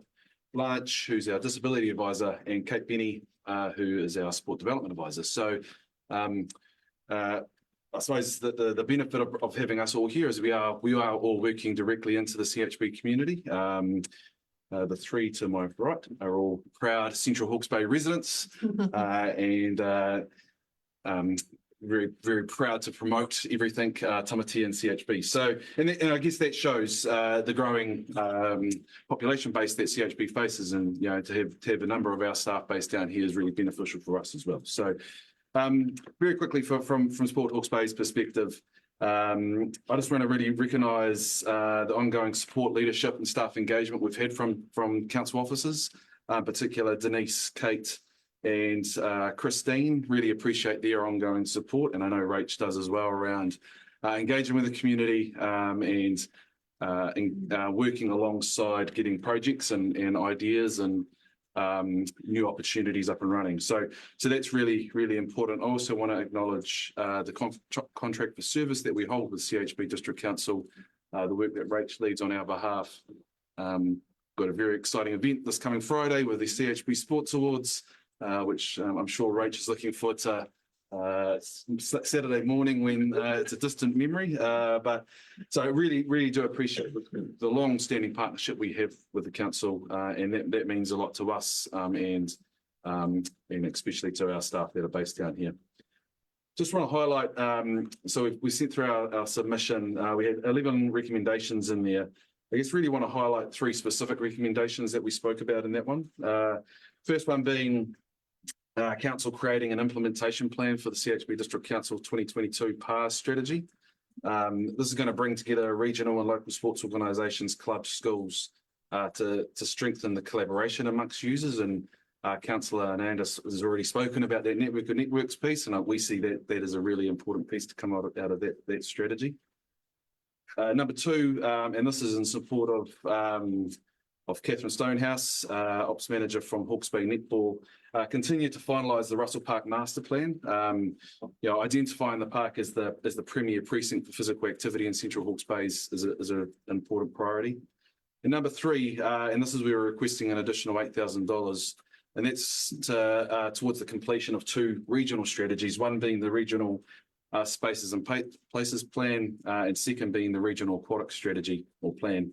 And the importance of this, and this is what we're discussing with all councils, is to help inform and support council decisions moving forward. We acknowledge in a very tight fiscal period that we're all going to face, every dollar spent on the Play Active Rec and Sports strategy needs to have an increased return of investment. We see regional collaboration, partnership around that is really important. I'm happy to confirm Sport New Zealand have already confirmed $40,000 worth of funding towards those strategies. So that's a start. And with council support and Sport Hawke's Bay support, we really want to get those up and running with the regional Spaces and Places plan being the first priority out of that. I guess for us, we've got some ongoing commitments to the council, to the region to the district over the coming 12 months as well. Like everybody, we've had some funding cuts from our main contract partners, Sport New Zealand being the main place we've lost some funding. We're going to continue to support schools through our Health Active Learning initiative. So we work in 55 primary schools across the country, across the region. We are going to be losing some staff in that space, but we will commit to continuing to support all the primary schools to the same level. In an important and exciting development, we're bringing Active As to CHB. So Active As is 5 secondary schools across Hawke's Bay, 40 across the Motu are going to be receiving up to $100,000 per school per annum for the next 3 years. In CHB alone, we've got CHB College and Te College. So CHB $100,000, Te $80,000. So that's locked in for the next 3 years. That's all around increasing physical activity, supporting educational outcomes, and getting young people or rangatahi more active more often. So that's an exciting development. Blanche, our disability advisor, has done some amazing things. We will support Katie Owen before Blanche. Blanche's role was core funded by Sport New Zealand. As we know, funding cuts. Blanche's unfortunately role has been completely removed from Sport New Zealand's priority lists. It's still a huge priority for Sport Hawke's Bay, and as a result, Sport Hawke's Bay board will fund that role, which allows us to have a bit more flexibility around what Blanche does in the community, and really, really important that role continues to be supporting whānau that have a whānau member that has a disability, or those that wanting to be more active with a disability, providing opportunities for them. It's been great to work alongside Jacob, the local play advocate that's based at CHB District Council. Neighbourhood play systems are going to be a really important part of us, of our mahi moving forward, and we'll continue to support Jacob. We have tūmanawa, so $686,000 that goes out to the community every year for projects that are led by tamariki and rangatahi using their voice to develop new opportunities for them to be active. And CHB District Council have had some funding around play trailers and the like, and that continues to be really well supported by CHB-based organisations. And I guess the last one is last couple, 2023 Regional Sports Fields Review, which Tina was a part of, CHB District Council supported. That was to review all of the sports fields across the region, ensuring that there wasn't an oversupply or undersupply of those. Again, we talk about the network of networks and how can we better share information between sports codes. What can we kind of do to ensure that those sports fields are best utilised? And then lastly, we just want to continue to support CHB community to thrive. We're committed to the district, we're committed to the community. Our staff are wanting to do more for the community, alongside the community, and we want to work in partnership with you to kind of continue to support that space. So thank you. I brought the nearly 10% of the organisation, so you can ask questions. That's actually, thanks. Thank you, Ryan, and thank you for your submission, and really clearly laid out with some very topical issues. So questions from the team on that? Yeah, that sports facilities review that you did, Central Hawke's Bay has a number of facilities that are out and about. How widespread did you go into those rural areas with that? I mean, council has netball courts at Takapau and Parongaho and tennis courts and things like that around the place under its umbrella. Were they all included in that? Yeah, and so there's two documents that were produced, wasn't there, in 2022. One of them was the sports and active recreation facilities plan. Yeah, so yes, that took into account the inventory of facilities that was available at the time. There may be some that were missed, very small. We may have missed the odd tennis court out in, the rural areas, but we do rely on a lot of the RSOs too having their own solid inventories. So one of the things that Sport New Zealand has provided, recognise that there is a lack of data and accurate data. So one of the things that Sport New Zealand has got is what they've called the facility planning tool. Now that's a repository for every facility to be captured in the region. And we've been working alongside each council, and CHB's been really great up to the point where we've had available staff to populate the data inside that tool so that it captures all the facilities. So there's work to be done, but that's part of our partnership. Tina, would you just talk a little bit about the insights that you, maybe Sport Hawke's Bay, but also maybe netball into the community trust when they were designing how to do the turf, and the inputs to what facilities kind of bottom lines at the time? Like how long has the issue been known about, and has it been discussed before now? When Central Line Sports Park was developed, the idea was there would be a toilet and changing room facilities provided. I can only understand that perhaps the budget didn't allow for that at the time, but also that probably the decision about where they should be placed was not an easy one to make. And so it was agreed that the temporary facilities would be acceptable for a temporary timeframe. So that's lingered on, and the community are tired now. The netball community are tired now of the temporary facilities. Thank you. Can I just ask one specific question about that? I can never understand why the gym changing rooms, which are beautiful, and the toilets and all that sort of stuff can't be used? Is it because they don't want to literally walk across the drive? I don't think it's about that they don't want to walk across the drive. I think often it's at night, and so it's not easy to find the way across the drive. I think there's been some excess, discussions about being able to access those toilets, and also that, yeah, really they are sort of disassociated from the central line sports turf, and yeah, so it's a safety thing, it's an access thing, and the fact that they are distant from the turf. There was some key lighting that could actually join that. It's a pathway.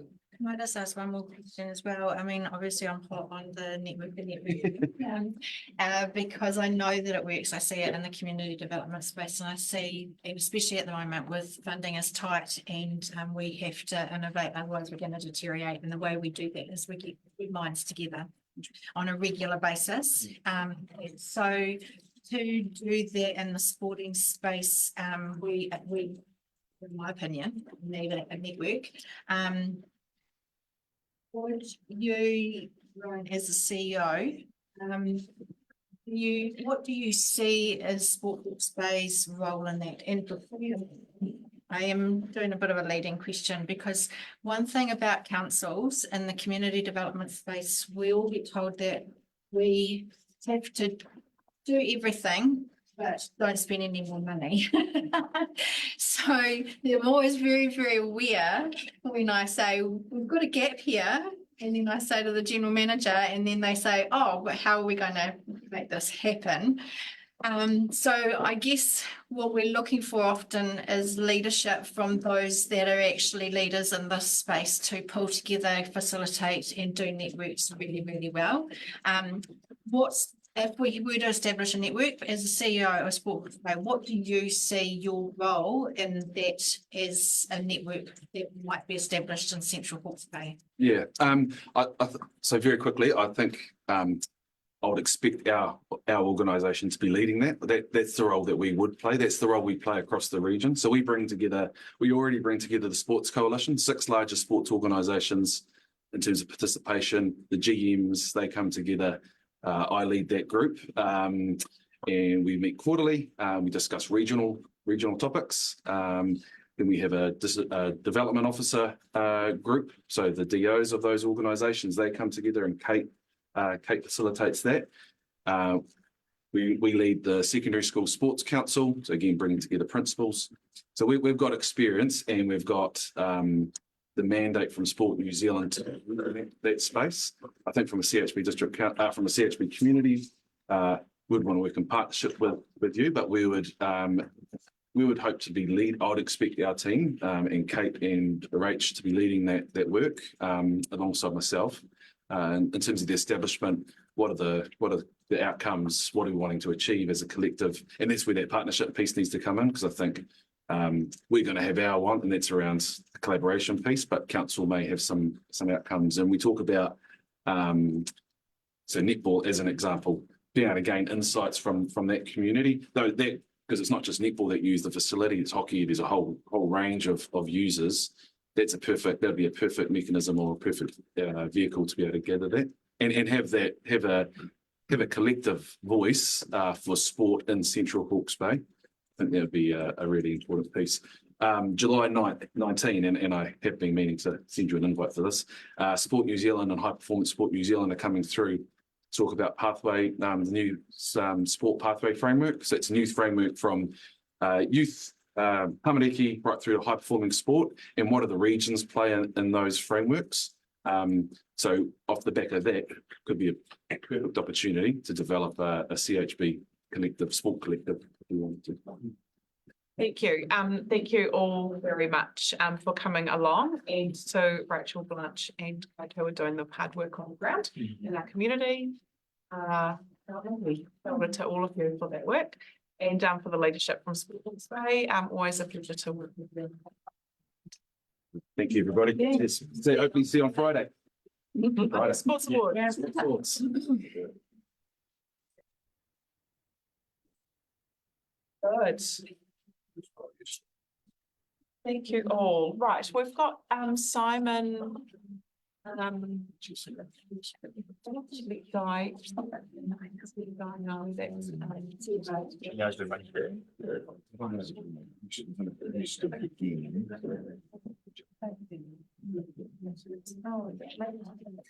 Kia ora, Simon. Thank you for joining us. Sorry, we're a few minutes late. Appreciate your submission. We've got it to team at page 79 or 87 of the agenda. We've got 5 minutes for you, Simon, so interested to hear your thoughts, and then we'll have a few minutes for questions and a chat. So over to you. Firstly, I'll explain who we are. So I'm Simon Baker. I'm a doctor. I'm a medical officer of health for the Hawke's Bay region. There's two of us. Bridget Wilson is the other one. You may know Bridget.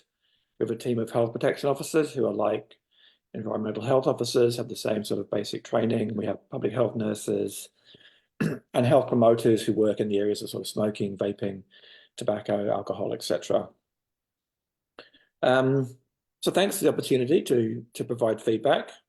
We firstly, look into our submission, firstly we acknowledge the immense work you've had to do after Cyclone Gabrielle. We commend how much you've done, particularly with the financial pressures you must be under, and still maintaining public health despite all of this. We see council very much as a leading role, as a partner with us towards ensuring public health and environment is protected. We very much see you people as a key partner in improving the health of populations, and particularly your population that you serve. We particularly urge to prioritise retention initiatives that enhance well-being, such as infrastructure and services in areas particularly of higher socioeconomic deprivation, any activities that address major sources of health inequities, including affordable transport options, and any initiatives designed and delivered in partnership with Mana Whenua. Looking to the specific points of our submission, I mean, we recognise that you've had a lot of grief from the road infrastructure that's been affected by cyclone and other events, and we very much see the repairing the damage to the roads and connected communities, particularly in regional areas, is really important, and particularly encourage public transport options. We also very much see that if you're doing roading work, that you include cycleways and safe walking, because those encourage public health. We're a bit concerned that you're not going to, there's no commitment to new footpaths and seal extensions. Footpaths are really important, encourage people to walk, even if it's just to walk to the bus and back, at least encourages some active transport and encourages the use of public transport. We're a bit concerned that if there's no seal extensions, that there'll be a lot of dust created in rural areas, and dust is, well, air quality is probably the major environmental factor that contributes to ill health and mortality in New Zealand and elsewhere. So sealing those roads, we would certainly very much encourage. Yeah, we want to congratulate you on your continued focus on upgrading your water infrastructure, as it's really critical to sort of long-term health of populations. And we also really encourage that you're prioritising stormwater, particularly in urban areas. We are concerned though about if you choose a lower option that one of the libraries will close. Libraries are really important meeting places. They're warm, safe, public toilets, wireless. They're great places for people to meet on an ad hoc basis and encourage well-being. So we encourage that you continue to keep particularly that Waipawa library open, particularly as there's not particularly good transport links between other areas.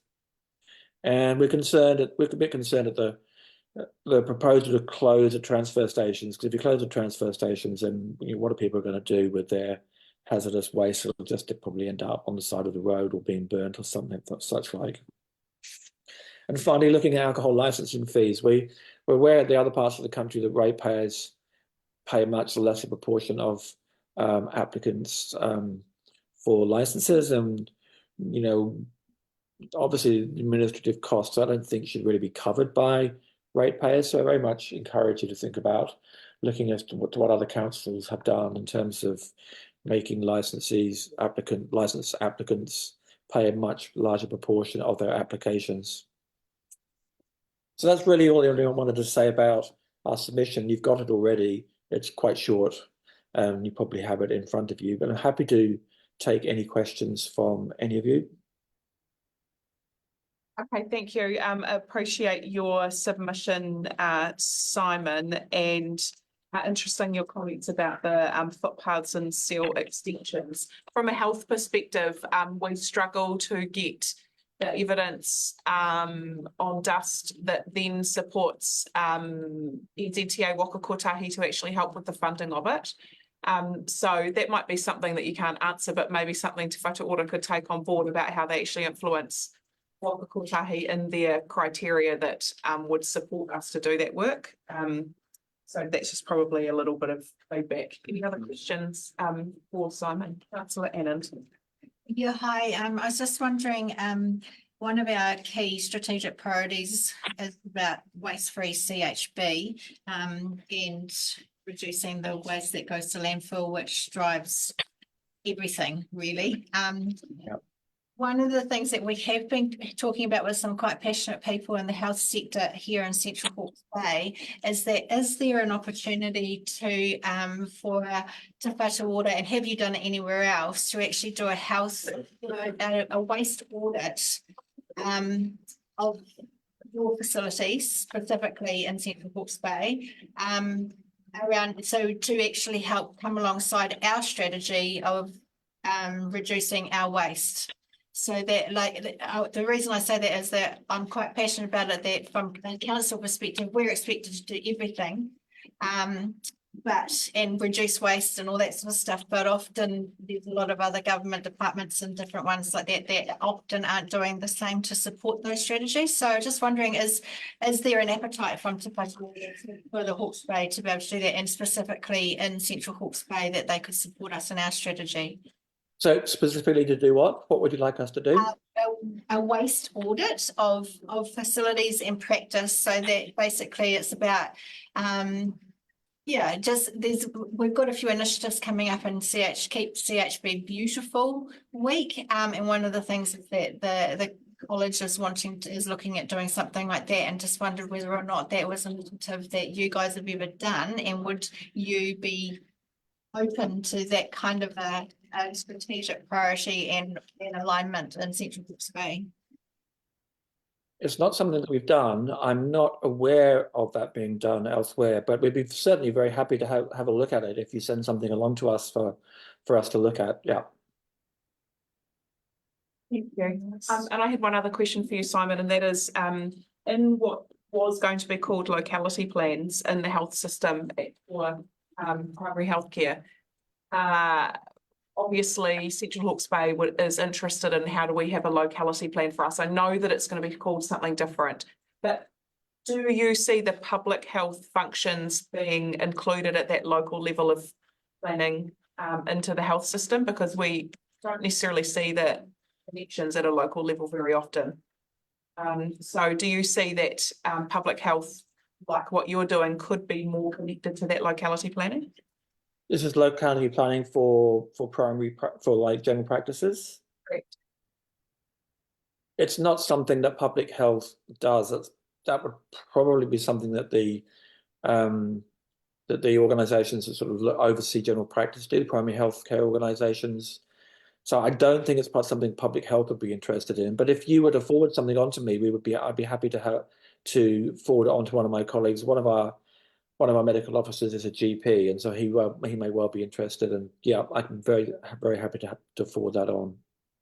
Okay, thank you. Appreciate that. Any questions?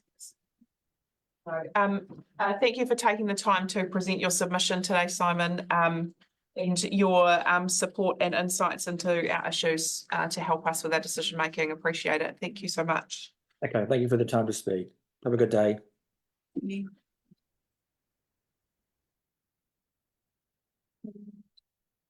Apply online.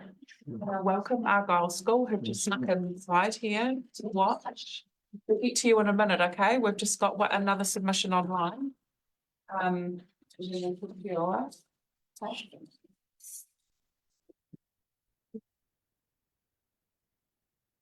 Bye, Di.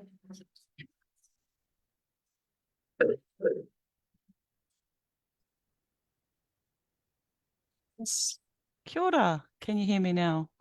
Yes. Oh, Oh. You're a bit fuzzy trying to Right. come into the view. You might be sitting in the, you got fuzzy onto your background? Got rain No, on. no, I haven't. Yeah, it's the blame it on the rain. I'm not quite sure why that is. Oh, None of us. Weird. I don't know. That's strange. Have you got your video set to background blur? No, I have not. Oh, there you go. That's all right. Let me talk. Oh, look, here I am. Yeah. Can see it now. Di, beautiful to have you with us. Thank you for your submission.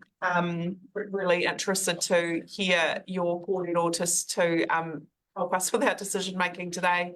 So we've got 5 minutes to share some thoughts, and then we'll have time to ask some questions in a chat. So over to you. Kia ora. Thank you. Nā mihi o te rā kaunihira a rohe o tamatia. Firstly, I'd just like to commend the Council for the excellent communication strategy for this 3-year Road to Recovery plan. I thought there's obviously a lot of background work has gone into making sure that all bases are covered. So thank you for that. But I think obviously this isn't an enviable position for small councils such as CHBDC when you're forced to make these hard decisions, especially given the sensitivity of rate rises, coupled with the rebuild of the Cyclone Gabrielle. So my kōrero really is focused more on the rebuild of the Tarewa Bridge that spans the Tukituki Awa, which connects the pathways. So just for those that don't know, the Tarewa Ngahere once stretched between Waipawa and Waipukaro with large stands of native trees, and the remaining whenua remains in Māori ownership that is still connected to Mataweka Marae, and we still have those whenua are still named after the Tarewa Ngahere. So in principle, I support the rebuild of the bridge, but given the nature of the critical infrastructure rebuild required across Tamatea after the cyclone, I support priority be given to the Three Waters and Land Transportation Project rebuild. I maintain my support for incorporating the essential water infrastructure being attached to the Tarewa Bridge, but would not support any council or regional council funding at this early stage for the rebuild of Tarewa Bridge. But just to reiterate, I do support the rebuild of the bridge, but not at this early stage of the proposed 3-year plan, as I view the critical infrastructure repairs as being more urgent than the Tarewa Bridge. So kia ora, that is basically my very short kōrero. Okay, good. I think we've got some, is there any questions? Or Di?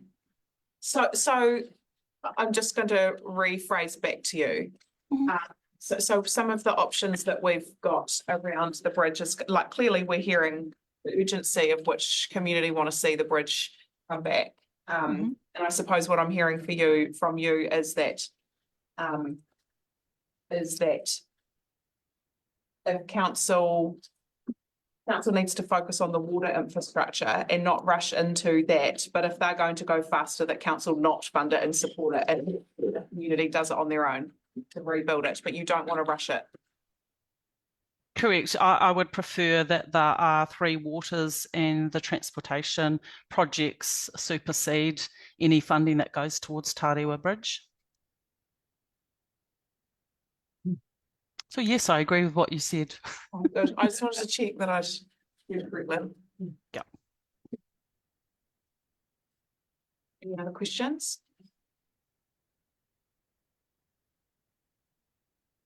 Okay, that's clear, very clear. Thank you. You've been a voice connected to that project for quite some time now, and we really appreciate and value that insight. It's very important to us. That's no worries. You're an easy crowd to please by the sounds of it. Well, I think because everyone's cogs are just sure. Yeah. Thinking processing. Absolutely. Kia ora, thank you for my 4 minutes. Thank you. Ka kite. Bye-bye.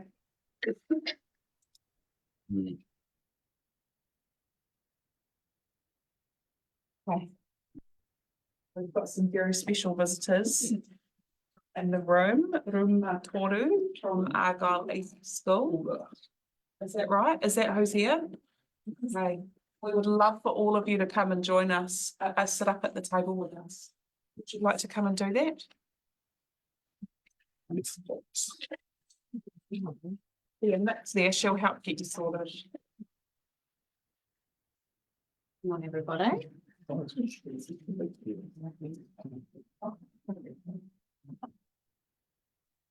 So kia ora to the three of you. Thank you for so much for coming to visit us, and thank you so much for your submissions and letters and pictures that came from Argyle East School. So you're sitting at the table today with, I'm Alex, I'm the mayor, and these 8 people sitting around here are the councillors that are elected to make the decisions about what we do next in our community. And you're in a very powerful position today because you're sitting here at the table with us to tell us what you think that we should do to look after our community for the future. And we're really thrilled that you're here. So please don't be scared of us. We're just like your mums and dads and your aunts and uncles. We want to hear what you say. And so we're ready for you to tell us about what you think and the things that you would like to share with us. Okay, introduce yourselves first, maybe, and then we'll know who you are. So I'm Hetty. Thank you, Central Hawke's Bay District Council, for giving us time to present our opinions today. My name is Hattie Butler and I'm a Year 5 at Argyle East School. These are my classmates Charlie McCormick and Grace Shorten. We have discussed in our class your roles and responsibilities. Also, how you pay for the jobs you do through rates. We understand that you have a tough job working out where the money goes. However, our class in school felt strongly that the Waipawa Library should stay open. So we think that option A under the services section of the Central Draft Road to Recovery 3-year plan 2024 to 2027 should not be considered. We will summarise our reasons for keeping the Waipawa Library open. We think the Waipawa Library should stay open because it has heaps of really good books. It has different types of books with stories to keep you entertained and non-fiction books to keep you occupied. It's where lots of people learn. There are easy and hard books, books for kids and books for parents. The books are well organised and they are kept in very good condition. The library is a very calming place and it is fun and quiet so you can read your books. You can get books for free. That's important when not everyone has lots of money. Our teachers get books for our class to read every term. They are books we don't have in our small school library. We love reading. We think the Waipawa Library should stay open because it is warm, comfortable, and a safe place. We like the way that everyone can go there. Sometimes we go there after school for our parents or when our parents are working. You can hang out and do your homework. We see lots of school kids there and they look very happy. Another reason the Waipawa Library should stay open is because it has heaps of fun programs for all school-aged children like the Winter Warmers. We get an awesome book that is just suited for us when we finish the program. It is ours to keep and it inspires us to read. Our school did the program last year and we really enjoyed it. It made us read lots of books. The Waipawa Library also has an art room, toys, puzzles and Lego. You can use the photocopier and borrow sewing machines. Our school sewed a quilt for a CHB family last year using the machines. So we think that the Waipawa Library should stay open for all the reasons we have talked and written about. We love reading and we want to continue to be able to borrow books there for free. Thank you for considering our opinions in our submission. Well, thank you, Charlie. Thank you, Hetty, and thank you, Grace. That was a fantastic submission that you had clearly thought a lot about and had done a lot of preparation for. Would you be prepared if one of us were going to ask you any questions? You think you would? Yeah. Questions from anyone for these young leaders in our community? How often do you go to the library? Well, I go to the library like once every 2 weeks to get a book. Good. And do you go after school? Yeah. Do you go on the weekends? Yeah. Good. What about you, Charlie? Do you go to the library? Well, yeah, sometimes. Good. And what about you, Grace? Yes, we go to the library, yeah, me and my family sometimes. Good. Thanks. And what other things are happening that are exciting at the moment at your school? Anything else you want to tell us about while you're here? It's raining. Yeah. Right. Inside all day. No, well, thank you so much for coming in, and a big thank you to your teachers and parents who have helped you come in today. And I hope that you come and make submissions to tell us about other things you feel strongly about in the future as well. Don't let this be the only time. Just let this be the first time, and come back again and see us. Thank you so much.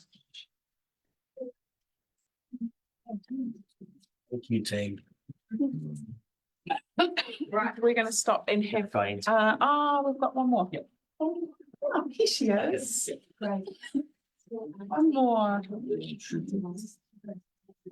That's a hard act to follow. Hi.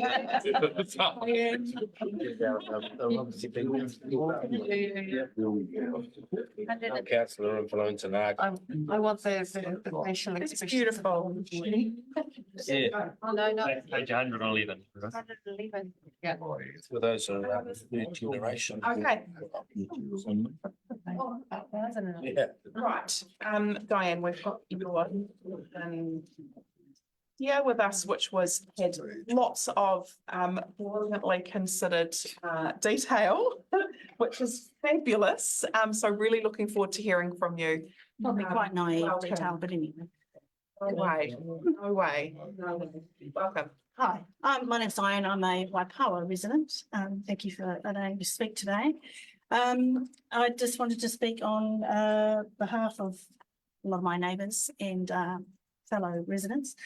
I respect and appreciate that an immense amount of work goes into creating the long-term plan and that the council has a job to do and tasks to complete.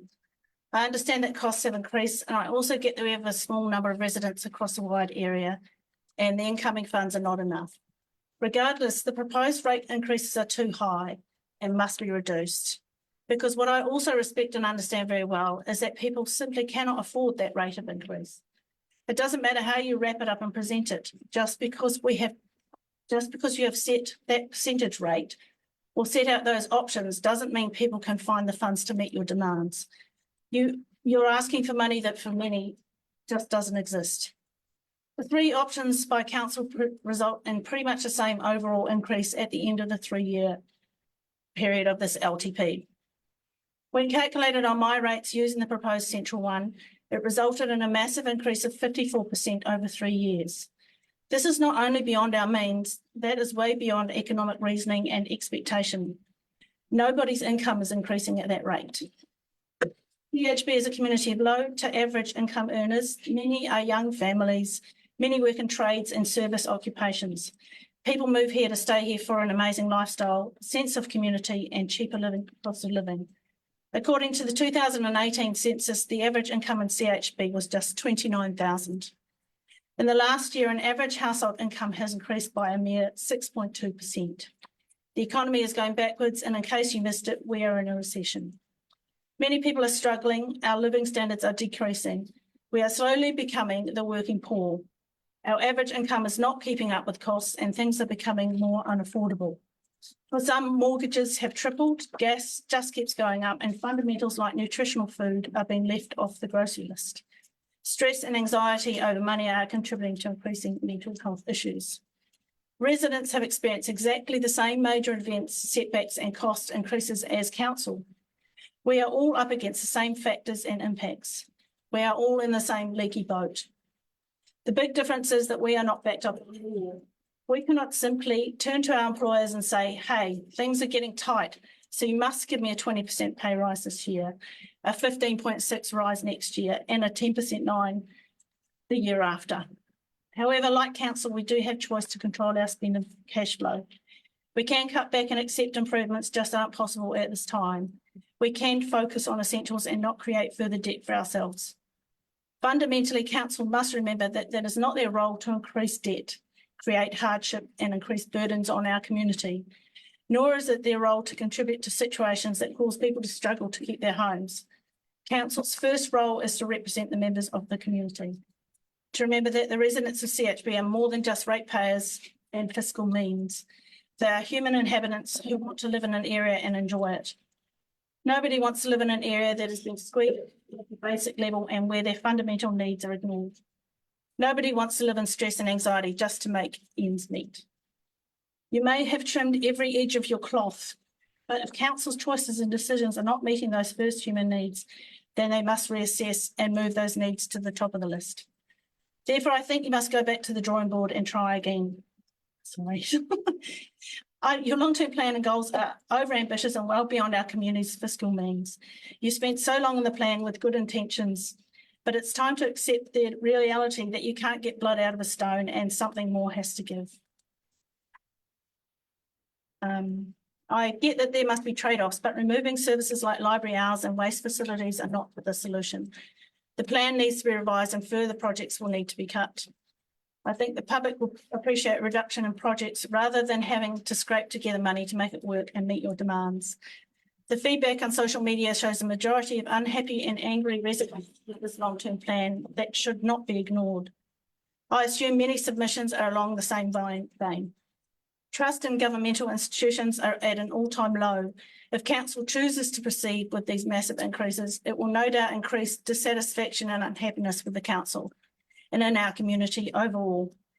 How does council imagine the community will look if they do proceed?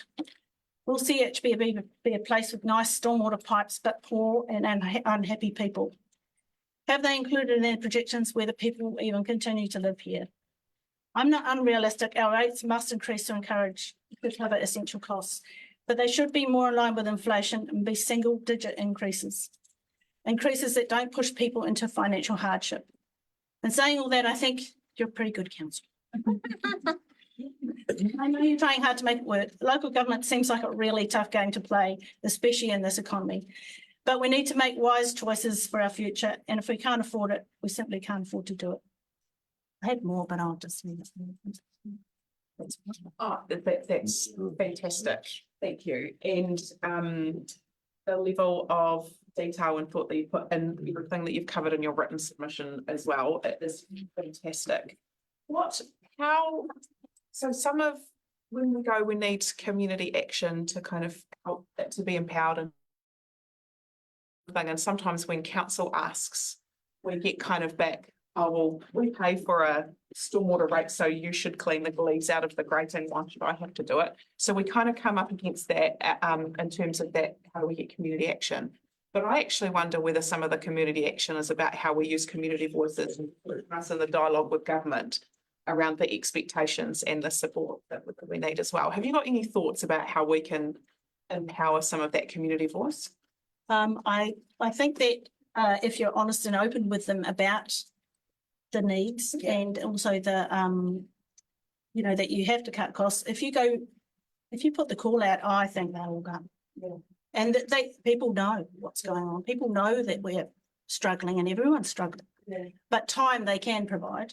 Yeah. And we have a huge amount of trades in Central Hawke's Bay and a lot of really cool people, I think, who would come to help if the call was put out. People can give up a day on the weekend. Yeah, actually, do you know what? That was probably seen when Rotary put a call out the other day for people to come and help at the Arboretum. And they had a whole heap of people. I mean, look at after the cyclone, how amazing that was. Like, what a community, what a cool community. Yeah, that's true. Right, are there questions for Diane?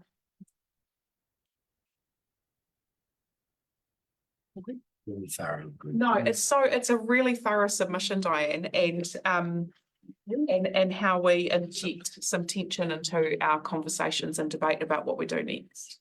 So really, really appreciate that. Thank you. And they say that we get it. I know you all get it, but sometimes. I know. Yeah, it does. Yeah. Yeah, because a lot of people don't speak up.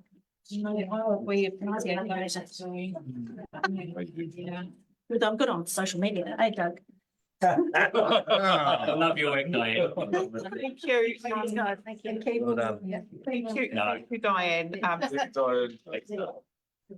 Right, so I think now we will have a short break. We've got about 20 minutes. We have got Federated Farmers and Jared Payne is coming as well. So we've got three more. Michelle, is Michelle coming? Michelle's an apology. She's an apology, okay. Right, so we've got three more submissions and we'll take a short break.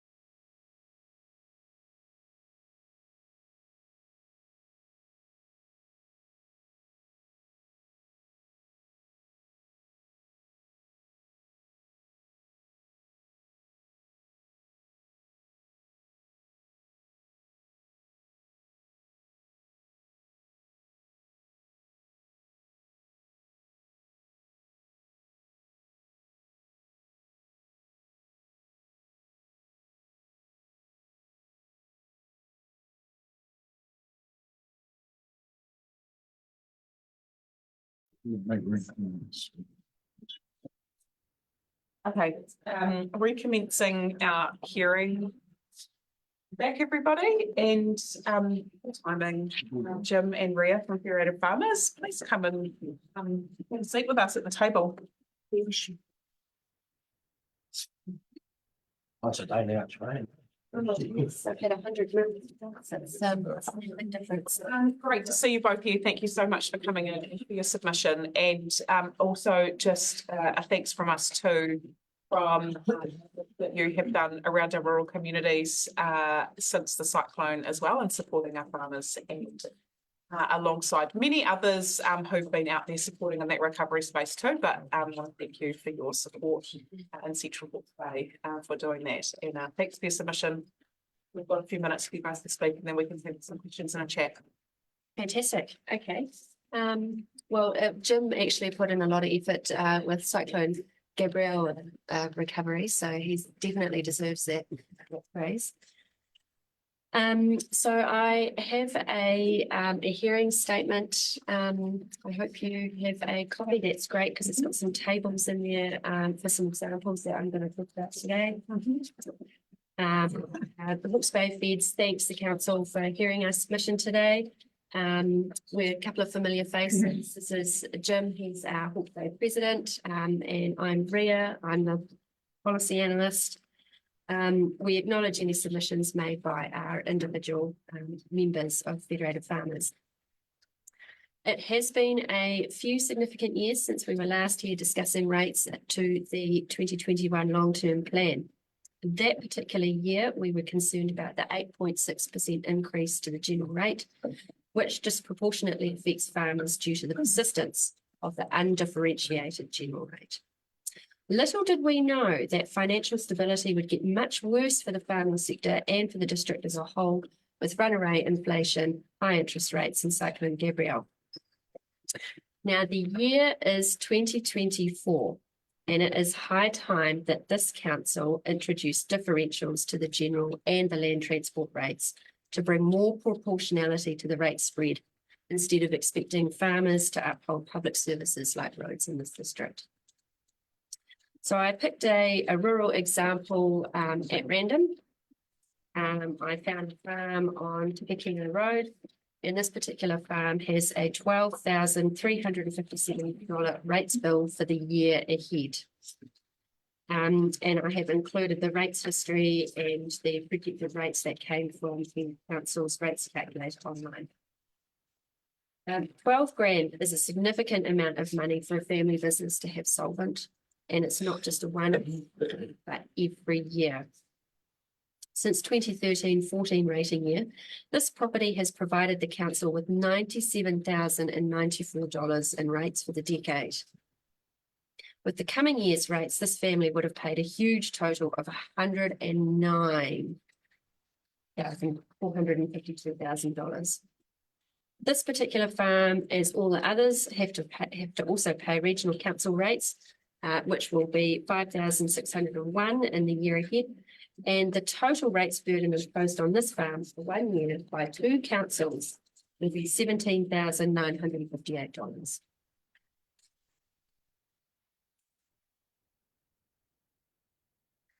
So my next example, I'm going to have a look at a residential property, which was also picked at random, and this one's on Nelson Street in Waipakarau.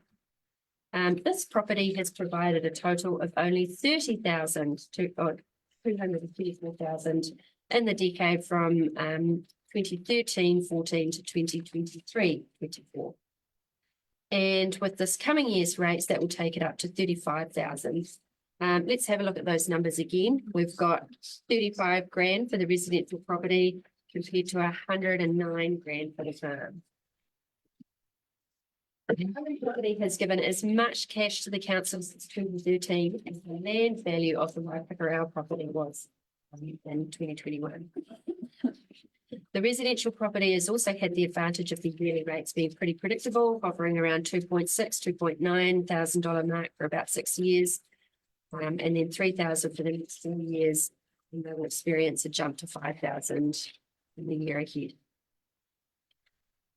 Looking at the regional council rates for this residential property, they only get charged $440, bringing their total rates to the year to $5,521 for both councils. So that's quite a significant difference between the family farm and then the residential property.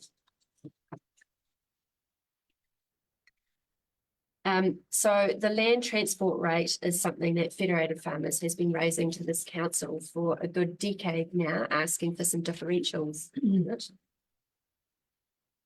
Farmers have an ethos that they don't mind paying their fair share of rates, but the emphasis is on fair. The current undifferentiated land transport rate does not provide fairness. So we'll look at the land transport rates for the example rural and residential properties. The farm is expected to pay $6,213 for the land transport rate alone in the coming year. The residential property, a measly $437. The farm is paying over 1,000% more in 1 year, and surely the residential property gets more use and benefit than just $437 from the local road network. Now, it may be argued that the residential property only has 2 cars and the farm has multiple stock trucks on the roads per year to account for the discrepancy in what they pay. However, I return to my favourite example that I use most years, which is the town supermarket. The New World supermarket on Russell Road will be paying only $3,028 towards the land transport rate in this year ahead.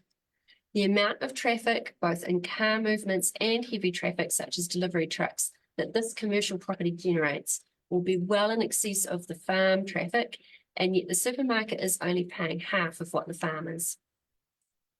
Federated Farmers urges this council to investigate and use differentials for the land transport to ensure that commercial, industrial and residential properties are contributing in a more proportionate manner to the use and benefit of the road network. We also highly recommend a flat roading fee to provide more predictability to ratepayers and the council and to reduce reliance on the fluctuating land value only rate. So we are now available for some questions. Good, thank you. And thank you for the details in your submission. That's really awesome. Councillors, questions? So one of the things that you've got a little bit in there about land value versus capital value. One of the things when we've explored some of this around differentials in the past has been about how we sort of end up with outliers, and particularly forestry becomes an outlier where that far in the district, they use a lot of the road network. Their capital value is low because they don't have infrastructural improvements, so their land value carries all of it. And that becomes part of the tension around how do we get that mix right.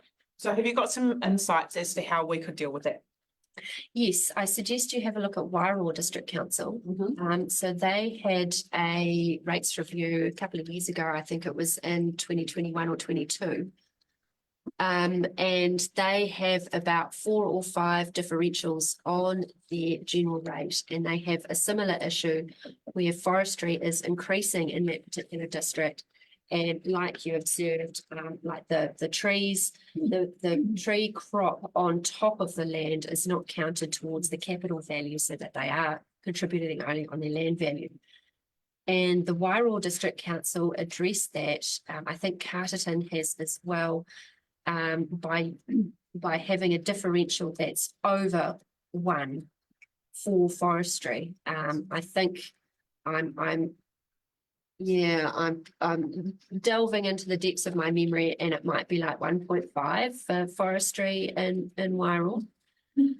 So this is a way, differentials are intended to address issues like that, where a particular land use has a different value that is a discrepancy compared to the same property being used for pastoral farming. So this is the purpose of having differentials, and you can address that discrepancy for forestry by having a +1 differential.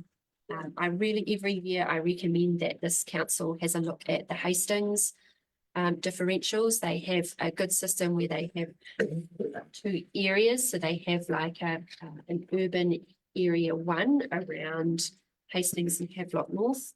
And then they have the hinterland area 2. And then within those 2 geographical areas that they've identified, they also have land uses in there as well with differentials. So I highly recommend that this council has a look at the Hastings system as well.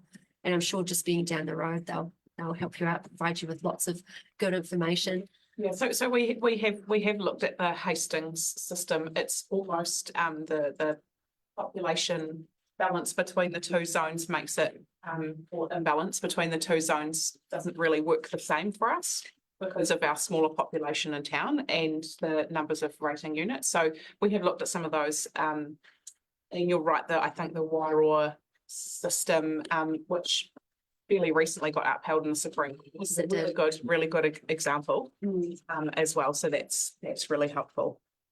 Thank you, Councillor Annan.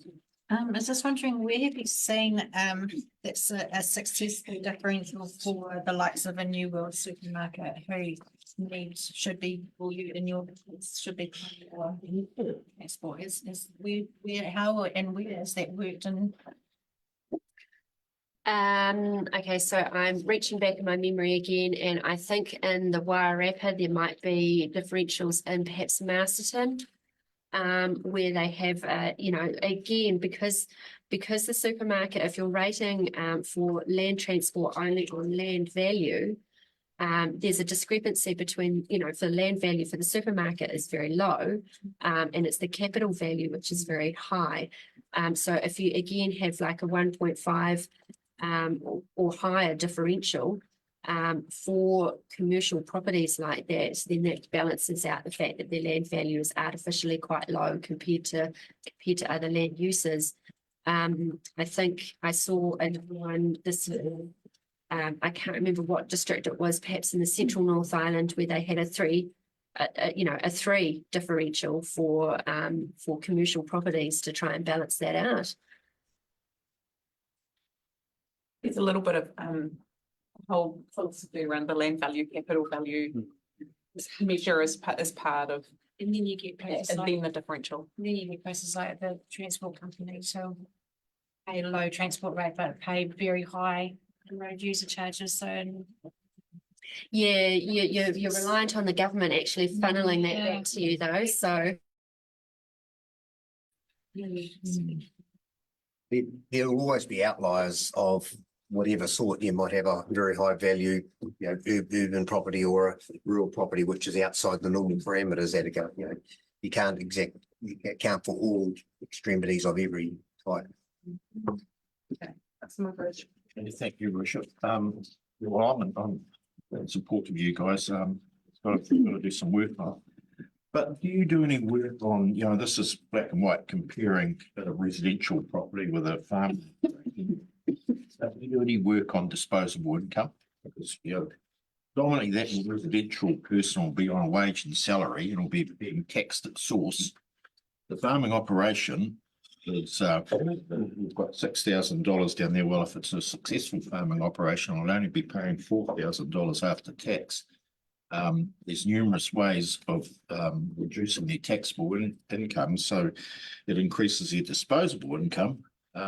And then when it comes to that, farming operation has got means of income spreading as well, which a wage and salary earner hasn't. So do you do any work on that?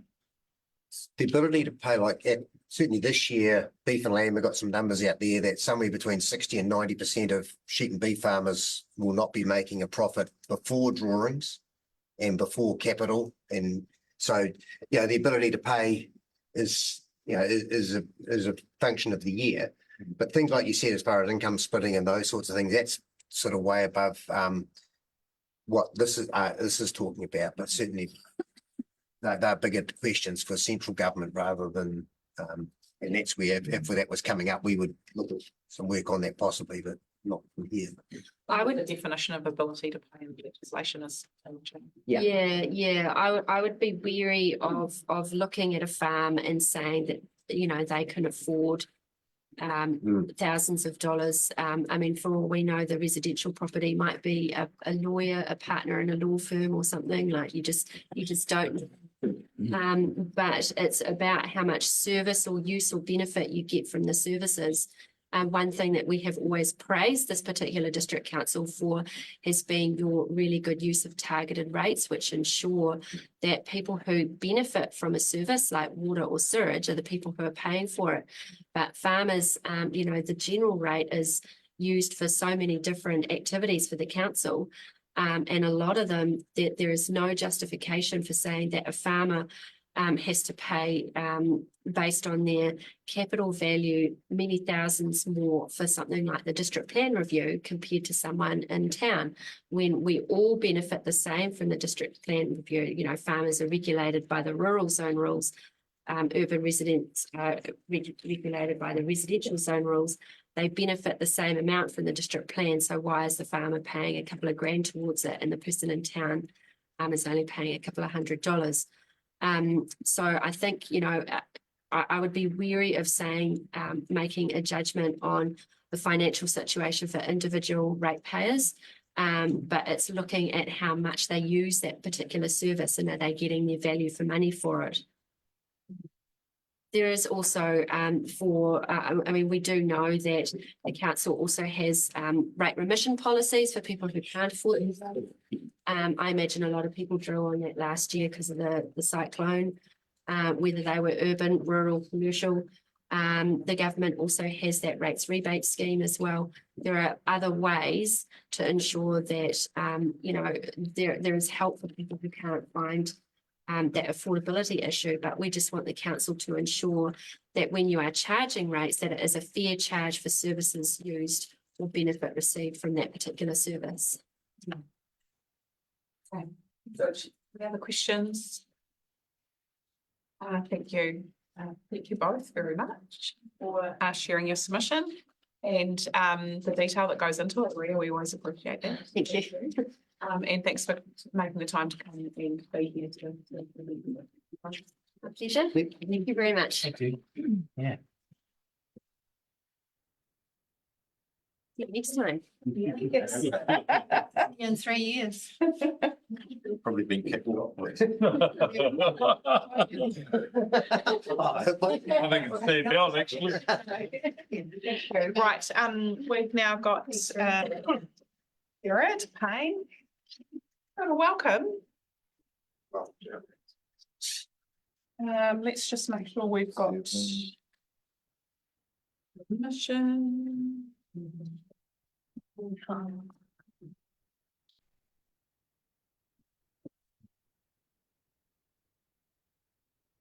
What was the number? 5, yeah.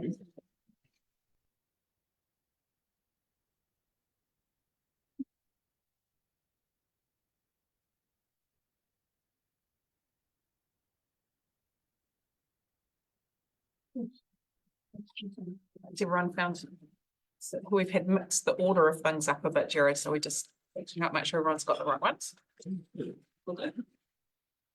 Right, well, welcome. Thank you. Thank you for submission. Good to see you. Thanks for joining us. And we've got a few minutes to hear from you, so then we can have a chat. Okay, well, kia ora koutou. The gist of my submission is that no matter how hard you've tried to keep rate rises as low as possible, in my opinion, you've failed. Because the current rate charges are already unaffordable to many residents. So the proposed year-on-year increases will be the last straw for many. So as I've just said, I think you've failed, but don't take it personally. Because you and just about every other council in the country are being expected to do too much with not enough. So basically, well, in my opinion, you need to do two things.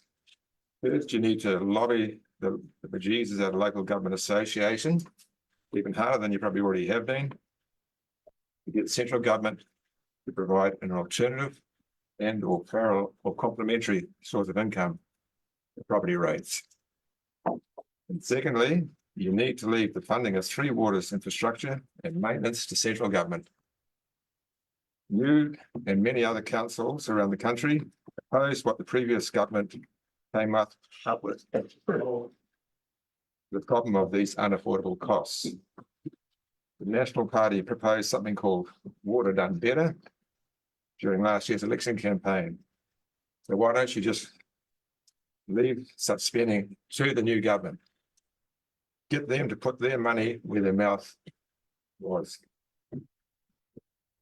Well, that's two things: alternative and or complementary income, and leave three water spending to central government.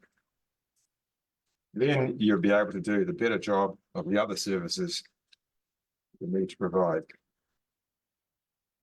And if you do or can do nothing, then I submit that in some time in the near future, you're going to face some sort of rate strike. One possibility that I can see is that we get enough ratepayers to band together. You will be offered a certain amount, say the 22-23 year charges, some sort of adjustment for inflation, and that'll be it. And, but basically, yeah, I'm not the only one who's no doubt told you that those are unaffordable. That appreciate the position you're in, but yeah, that's it. Thank you, Jared. But you clearly do understand what we're facing, and also that nobody is volunteering to pay for anything. Unfortunately, that's outside of the district. I'm not suggesting they're going to volunteer, but yeah, it's really tricky. And in terms of the advocacy to government, even where the advocacy around partnership with central government so that we can align and get investment in the right places, that the new government is calling it city and regional deals. But there's no money sits on their side of the deal. It's local government funding, but matching with their regulation and legislation. So we're up against it. Questions for Jared?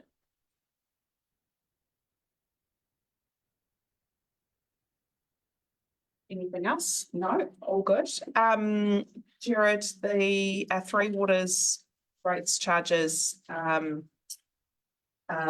always going to be paid for households in some way or other in terms of rating or charges, whether it's through a council or through some other CCO entity or anything like that.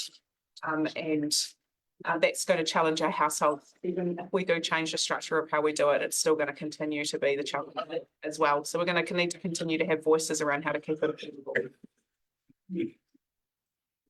Any other questions? No? Thank you, Gerard, for coming in.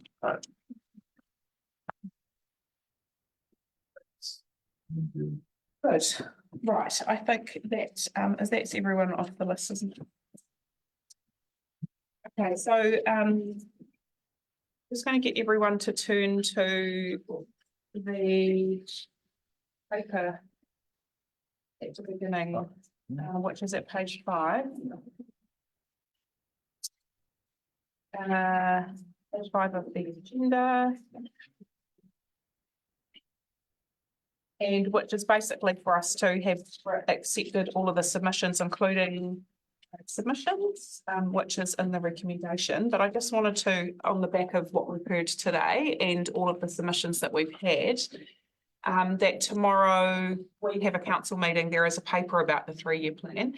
And what I'm proposing to do is that you guys, having heard and read all of your submissions, tomorrow we will have the opportunity in the council meeting at a high level about what other information you might require to make deliberation decisions that have come up from the submissions. We'll cover off the 4 key focus areas and the 3 additional topics in terms of what other information you might require or any other options that you might like to be considered in how we do deliberations, because then we will get deliberation reports for decision making to happen on the 30th, the next council meeting on the 30th of May. So you've got a chance to sleep on it tonight, go back to the rest of the questions, give a bit of feedback tomorrow as to what other things you might need, and then we will have deliberations on the 30th. Does that sound okay? Yeah, good. Anything else from you to add, Doug? Right, so this we have 3 things, 3 recommendations. Number 1 is that submissions on the 3-year plan 24 to 27 be received. Number 2, that late submissions referred to an attachment 4 will also be considered or received. Do we actually need a technical You just received it. Okay, so can we just add to that, the late submissions refer to an attachment for these listed. Yeah, got that. And number 3, that council thanks submitters for taking the time to provide feedback to the 3-year plan process and thank them for their submissions.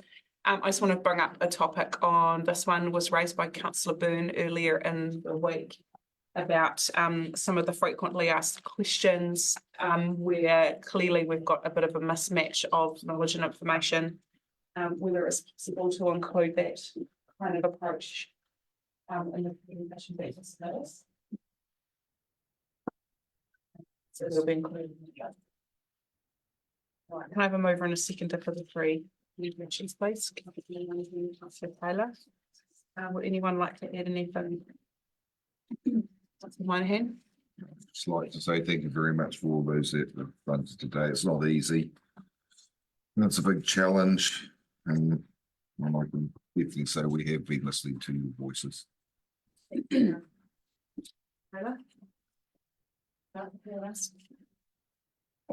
Okay, all those in favour, please say aye. Against, carried, and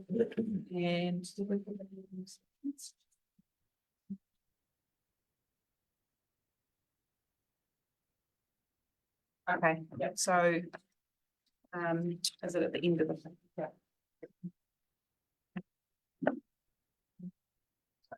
Okay, recommendation for the next date of the next meeting is tomorrow, the 23rd of May, 2024. Can I have a motion and second, please? Councillor Byrne and Councillor Witchman.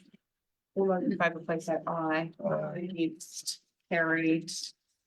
And time of closure is 1:34. Thank you for those that have joined us online, and a big thank you to those that have made submissions, those that have come in today to submit in person, but also the 800 and something pages of written submissions that have been carefully thought through by people that have participated in the process, and thank you for that.